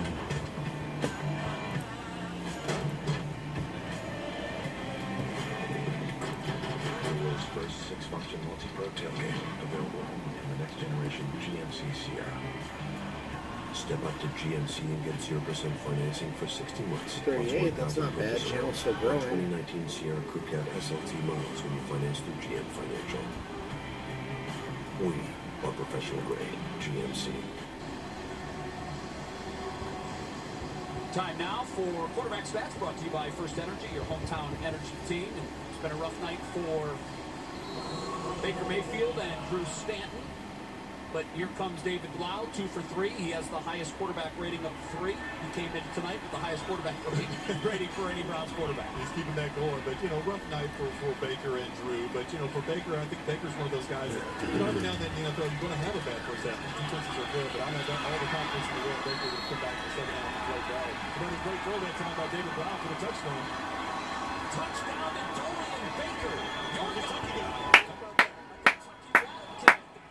That's what I'm talking about. Go Browns! Go Browns! Touchdown! Yeah!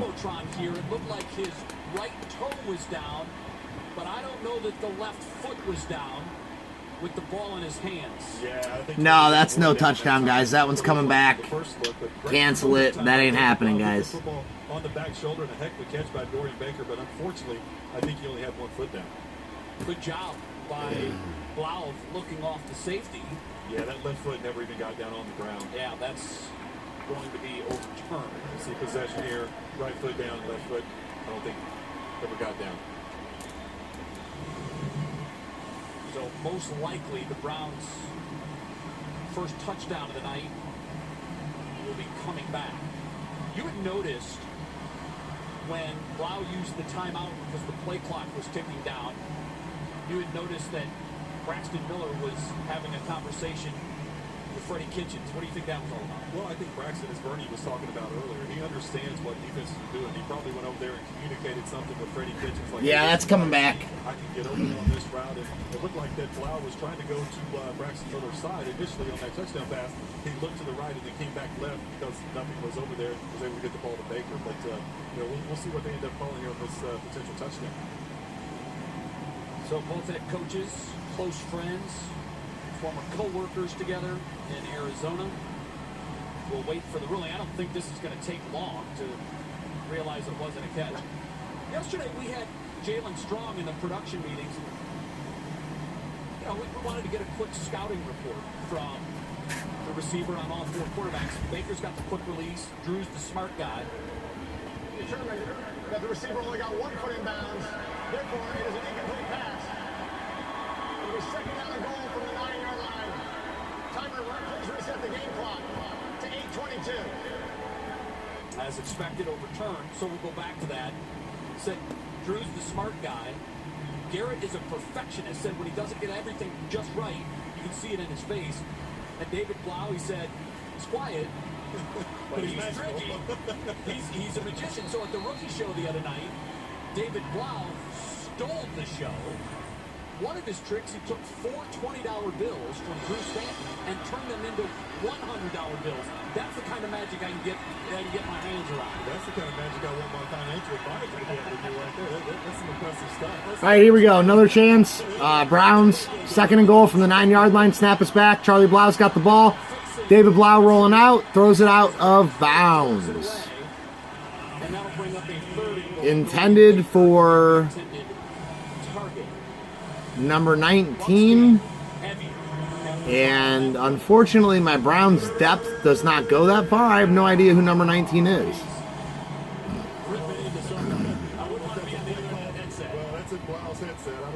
Stream is healthy. On that one, we'll see what Freddie's got up his sleeve on this play. Third and goal from the 9.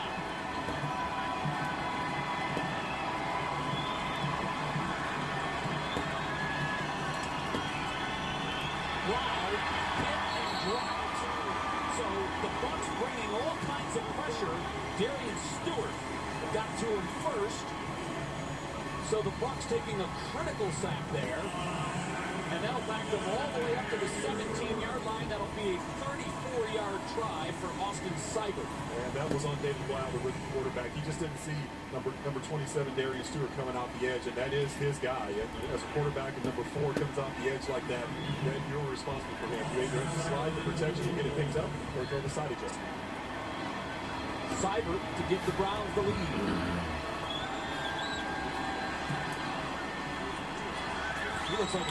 Good.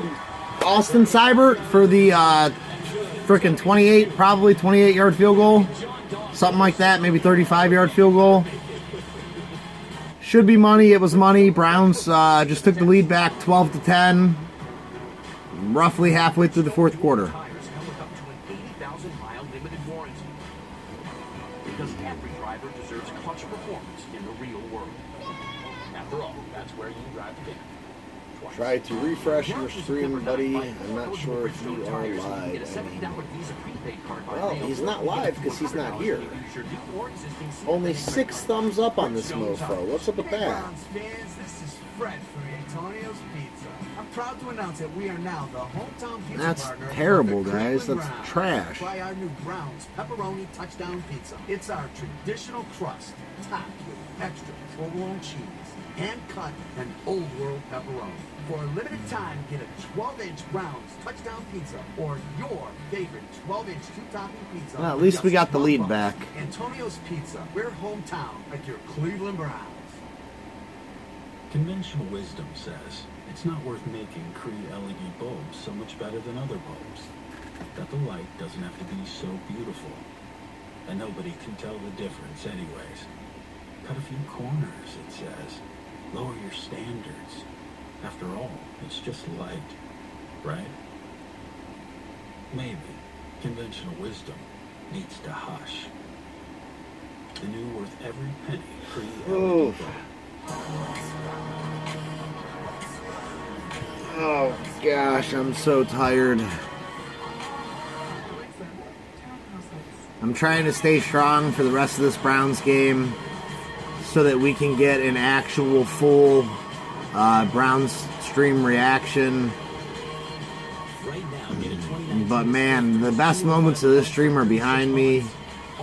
I can't do the play call anymore hardly. I'm too tired. I'm too out of it. And I need to go to sleep as soon as possible after the stream so I can get up early and do a fishing stream. It's your best single source of Browns team news and building the Browns. Also, this fall, we're debuting a show, Club 46. Tim, I get to sit down with former Browns greats. Phil Dawson there. We saw Paul Warfield. Oh, are you back, Bubba? Welcome back, brother. Appreciate you. And these will air throughout the regular season. It's the Cleveland Browns YouTube channel. To subscribe, go to youtube.com/Browns. I was talking to Sarah Kornikovich. 7 minutes left in the fourth quarter. Cleveland 12, Tampa Bay 10. Tampa Bay is going to get the ball at the 25, first and 10. And that YouTube channel is just a terrific source of Browns news and information. You have to check it out. So Austin Seibert, 12, Tampa Bay 10. And when you look at these scoring drives, Tim, another short scoring drive, 31 yards. The Browns have 129 yards of total offense, and they lead. Yeah, that's crazy. It's really surprising for us. No, you have to work tomorrow, brother? The offensive side of football, and I know a lot of their big weapons didn't play tonight, but they're so deep at every position that we expect. I'm definitely not going fishing tonight, dude. I need to sleep, but I'm going fishing first thing in the morning about 6:30. Got another interception there. Just watch his athleticism here. But yeah, that's terrible if you got to work tomorrow, man. Yeah, you don't have to hang out. Feel free to dip out if you want, brother. I'm just gonna finish this out so I can get the full reaction. And if I could do this one, going on 0 sleep for the last 24 hours, I could do any of them. And the kicker's done his job, and that has to make head coach Freddie Kitchens very happy, because obviously kicker a critical position, and that's been a question mark for these Browns so far this training camp. Definitely a big night for Seibert, and I'm sure Freddie is very pleased with what he's been able to do. Go out here and go 4 for 4. But with the offense, when you get down in the red zone and you can't get one touchdown in there, I guess he's been down there 4 or 5 times, haven't been able to punch it into the end zone. Freddie's going to be certainly disappointed in that. Senko, watch this hit, Tim. Scotty Miller, the intended. That just feels like such a smooth. Good job not lead with a helmet, not too violent, just trying to break. Man, I cannot wait. I cannot wait, guys. And good job there, making sure we hit him in the right spot. 3rd down, 10 now for Griffin and the Bucs. Quick throw over the middle. It is pulled in. Man. The receiver, Justin Watson, and that's good for a Buccaneers first down. So Matt Wilson, we saw the athleticism a moment ago. He also wins the 2019 Maurice Bassett Award, which goes to the best rookie in camp, and why not? What game are you watching that's in overtime, Bubba? He's had a terrific camp, and the Alabama product looks like he's going to be a fixture in the middle of that Browns defense for a long time. Big hole up the left side. It may have been the result of a hold. Flag comes in. Ogunbowale on the carry, but let's see what the call is. Offense, number 68. 10-yard penalty. Still first down. Funny how one hold can open up such a huge hole. That's what happened here. I think that's on the Yeah, I know, Bubba. When it mounts on the reel, when it mounts on the rod, it's going to be like this, and it's going to be left-handed.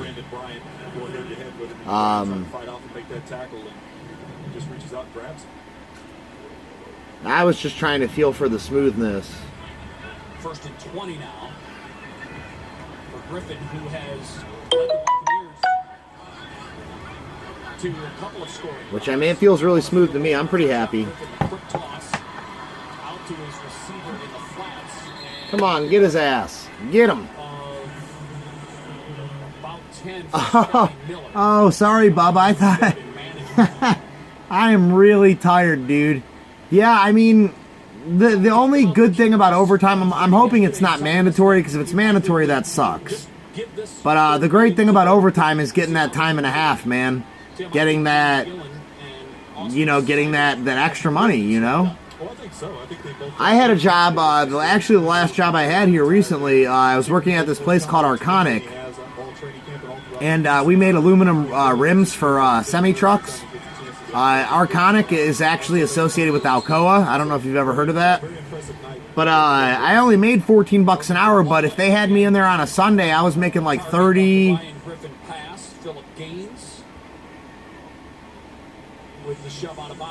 Gosh, I can't remember. It was like time and a half.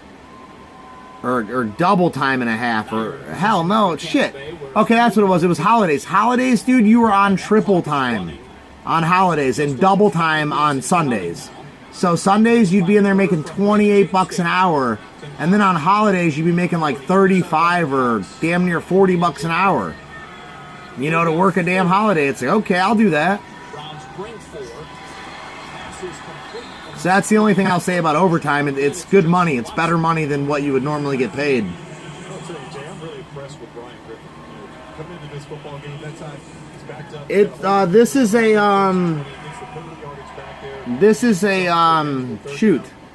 Zebco Quantum Throttle. Back there in the pocket, I think he has a very good grasp and a very good understanding of Bruce Arians' offense. Sonny Lewis Jr. on the tackle for the Browns. Zebco Quantum Throttle. So another set of downs for Tampa Bay as they move it into the Browns' territory now. Inside 4.5 left in the 4th quarter. Griffin, all kinds of time, finds his man. That's another Buccaneers first down. That time it is Bobo Wilson with the reception. So to your point, boys, making the throws, making the reads, doing everything you want a quarterback to do. Well, that time he gets outside of the pocket, just gives himself an alley to throw that football in. It clears things up very much for the quarterback, and it's just a crossing route that time by Bobo Wilson. And, you know, that's a hard route to cover. Odell Beckham Jr., he's a character, dude. Those secondary defenders to cover that thing for so long. Ogunbowale, the lone back in the Bucs backfield. First attempt, 33. He gets the carry. We're still looking pretty good stuff in the run. Run-wise, run defense-wise, we're still looking pretty good. In that first game against the Redskins, they had the 2 picks from Mac Wilson. Brady Wilson had an interception. They've been quiet on the takeaway front. They've done a very good job this year of taking care of the football. But this is where you need your defense to step up and take the ball away. Yeah, see if they can do it. Yeah, you need a big play from your defense here. You know, at worst, just trying to push the Bucs back here. I would expect Steve Wilkes defensive. You talking about Juan Soto from the Washington Nationals, Bubba? Right there on the 30-yard line, getting close to field goal range. I haven't heard nothing about Juan Soto getting hurt. No. Push it back out of the field goal range, but the Bucs are able to slide a little draw right under where the Browns. Thank goodness that dude slipped and fell down, or that would have been another first down. Makes it 3rd and short, and you start looking at the clock and where they are on. Yeah, if you're talking about Washington Nationals, Juan Soto, I haven't heard anything, but it's totally possible that he could have. Puts your offense at a disadvantage because likely they will get the ball back, but they may do it without. I can Google it real quick. It's tough on the offense to have to drive in a 2-minute situation with no timeouts. The quarterback has to be very efficient of where he throws the football. He has to be very aware of the clock and what's going on in the game. Andre Ellington, the lone running back, will likely get it. 3rd down 2. He does. And squeaks forward past that Browns defensive front. And that's a big... I don't see anything about an injury. Because now the Browns are going to have to take those timeouts. They had him. Yeah, they had him. This is a good effort that time. Fighting for that first down yardage. Yeah, it's actually saying he was injured back on August 11th. 2-minute warning, so Browns will get a stoppage there. They have all 3. Very important here that they don't give up another first down. Dare Ogunbowale, the lone back for the Bucs. Griffin trips and has to eat it. Boy, that was a dangerous play by Griffin. He tripped coming I'm assuming he's back by now. I didn't see if he came back or not. That would have been a break. Doesn't happen, though. Bring up 2nd and long for Tampa Bay. Right, 2-minute warning. The Browns playing to a 2-point lead. At Kia, 3,000 employees are working hard each day to build. All right, Browns defense needs to step up huge here and make a big stop to get this game in the bag, get this game over with right here, right now. To the highest standards, which is why we made sure the Sportage has lane keeping assist and forward collision avoidance. Well, standard. Lease the 2020 Sportage LX for $169 a month. Get 0% APR plus $750 Labor Day bonus cash. They're going to play the Browns when they involve everything. We're going to find out who's with us and who's not during this camp. Are you ready?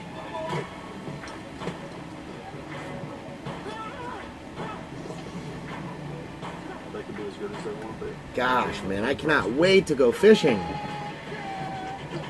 You said you're going fishing tomorrow too, Bubba? Where do you fish at down there, man?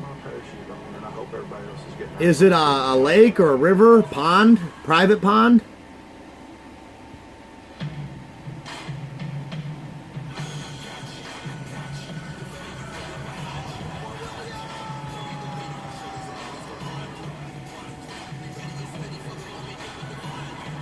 No, Bubba, I don't think your auto value would go down.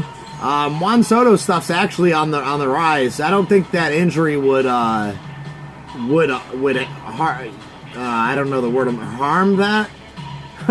Man, I am tired. I don't know that an injury would really set back the value of an autograph that you have, buddy. Maybe shortly, momentarily, but his stuff's on the rise. His stock is always going up. His cards are always increasing in value. Yeah, well, he's putting up great numbers, and that's why.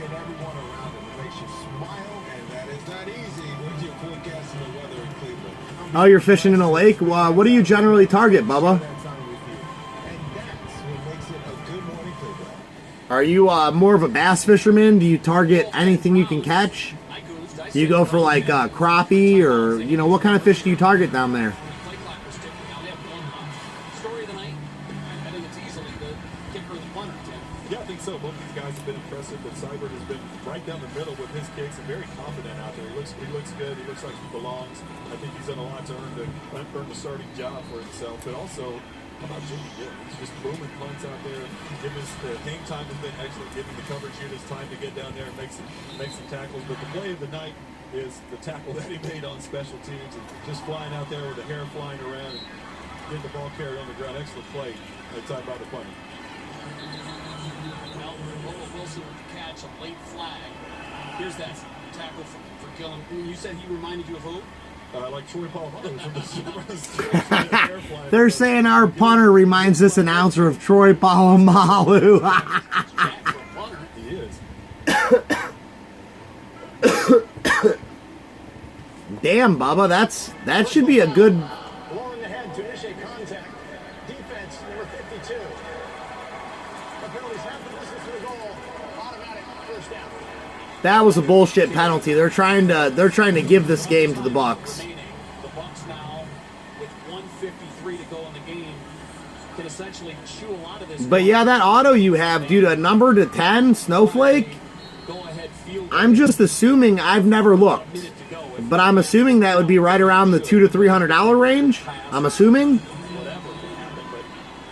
Ogunbowale is the lone running back, and you think that the Bucs would play it safe here, keep it on the ground, make the Browns use that last time out, and then kick the football. And we talked about Yeah, the next time I go down to Lake Pymatuming in Pennsylvania, it's on the border of Pennsylvania and Ohio. Half the lake is Ohio and half the lake is Pennsylvania. Next time I go down there, I'm definitely doing some crappie fishing. There's a big collision on that when Red Wine came up and made that. That's something I've never done. I've never gone crappie fishing, and it's something that I really want to do. That is had a nice camp and has a lot of upside. Here's another look at it. Red Wine coming in, you see him that left shoulder right on the ball carrier. It was a big hit. You know, I heard it all the way from up here, and it's one of those things where you just hope his shoulder's okay, and he really came in there and stuck his nose in on that play. Well, the Browns were called for lowering their helmet on a hit the play prior, and it looks an awful lot like Ogunbowale does the same thing on that play. And he immediately grabbed that left shoulder. So now Damn, our rookie safety appears to be injured. The rookie out of Miami, fourth-round pick.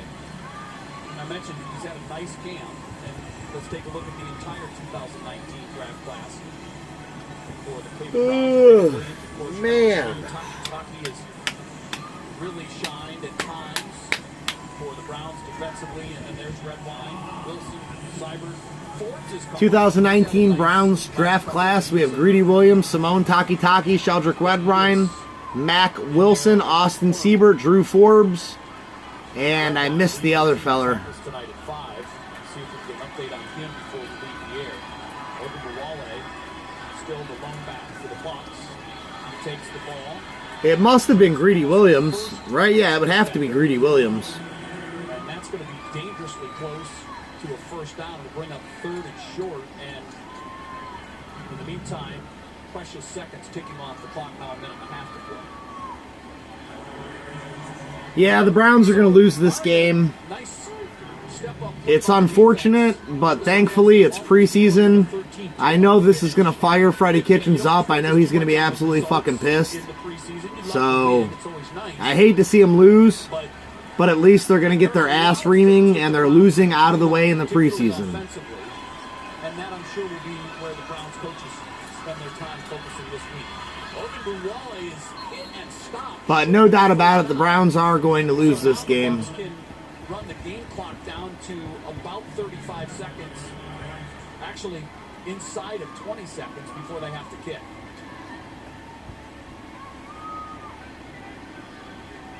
So who knows? Maybe Sheehy Giuseppe can be the hero. Or would that be something?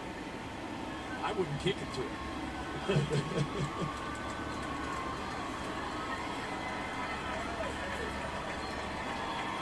And who knows, the Browns special teams, they've been the story of the night. Maybe they get a block here. Maybe they do, yeah. We'll see what happens. Certainly going to go At first on eBay, 9 of 10 was sold for $625. And the Bucs use a timeout with 18 seconds remaining, so that's not enough to do anything. Oh no, my dog's back there. On offense, barring a huge return. But yeah, no, there shouldn't be no one behind me. You scared me, dude. And Matt Gay has to make the field goal. He has missed tonight. But yeah, I mean, if it's sold for $625, that's pretty good money, man. That's definitely a keeper, at least until he comes back. You know, I'd hold on to that until he comes back, at least. And he'll put it down at the 16, making it a 20. But I wouldn't. Me personally, if I had something like that, I would have sold it as soon as I got it, and that's just me personally.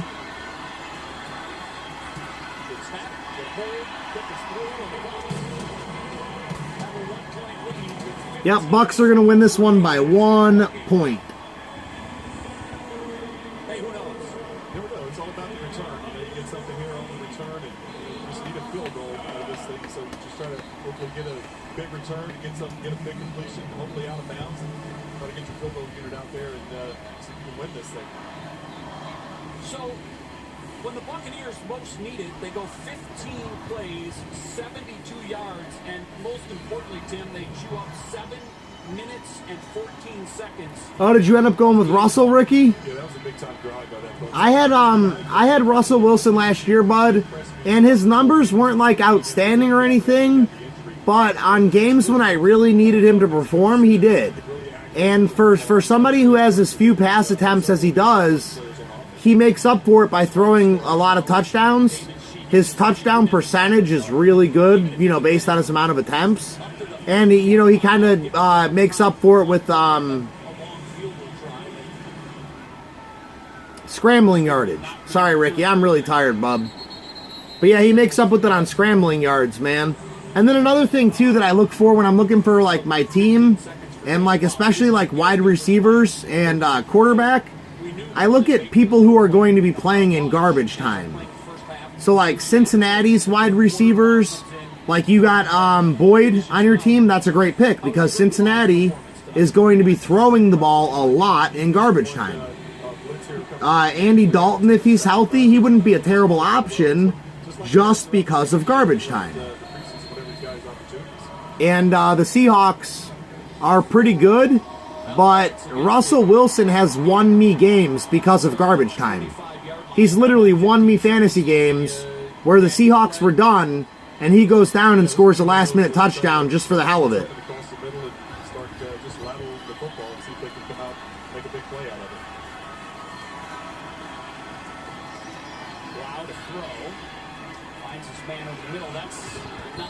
No timeouts. That's game. Clock's going to tick down. That's game. That's game. Browns lost. Browns lost 13-12. Final score. Overall thoughts for this game. Defense looked fantastic. Offense looked lackluster. Baker Mayfield looked okay. Our receivers looked like absolute dog shit. Offensive line looked like dog shit. Defensive line looked really, really stellar. Starting defense looked fantastic. Starting offense looked mediocre at best. Second string defense looked fucking awful. And second string offense looked fucking awful. So overall, I'm still really, really optimistic with the Browns, but this was a really rough game for Baker. This was a rough game for our receivers. It's a rough game for our line, and it was a rough game for the team. So I think that's going to do it for me, guys. Let me read this chat up. Click them a little long. Batches they're a little small. Smaller flavors are really big. Oh, Ricky, he'll give you more than 12 points a game on average. His average is like 20 points a game, buddy. I mean, your scoring might be different than mine. I play in a PPR league, which doesn't affect quarterback scoring at all. But yeah, he averaged like 20 points a game, I think, minimum. It might have been more like 21 points a game. You got Reese Hoskins, Snowflake as well. 4 out of 10. Damn, you really were hitting the bell on them snowflakes, weren't you? We're going to find out who's with us and who's not during this camp. Hey, thanks, Bubba. I appreciate that. Good luck to you as well, man. Consider doing a live stream or something one of these times you go, Bubba. I would pop in and I'd definitely watch you fish, man, for sure.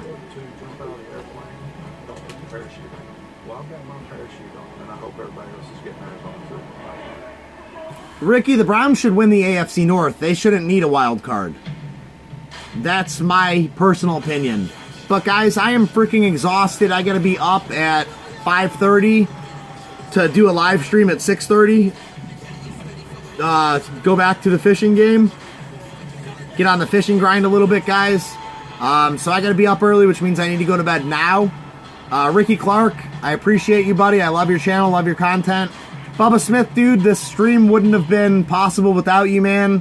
Bubba, I appreciate you hanging in here all night with me, hanging out, watching the game with me. Without you, I probably would have quit at halftime, but you pushed me through. I appreciate you, Bubba. Anytime I ever see content on your channel, I'm there, so consider getting some more content out there, Bubba, and I'll be there to watch it, brother. Ricky, Bubba, thanks a lot, guys. I'm going to peace out now. Mayfield, 10 of 26. And, shoot, what happened? The Cleveland Browns slipped in and won this preseason. And the positives, no injuries. And I'll see you guys on the next one. Peace!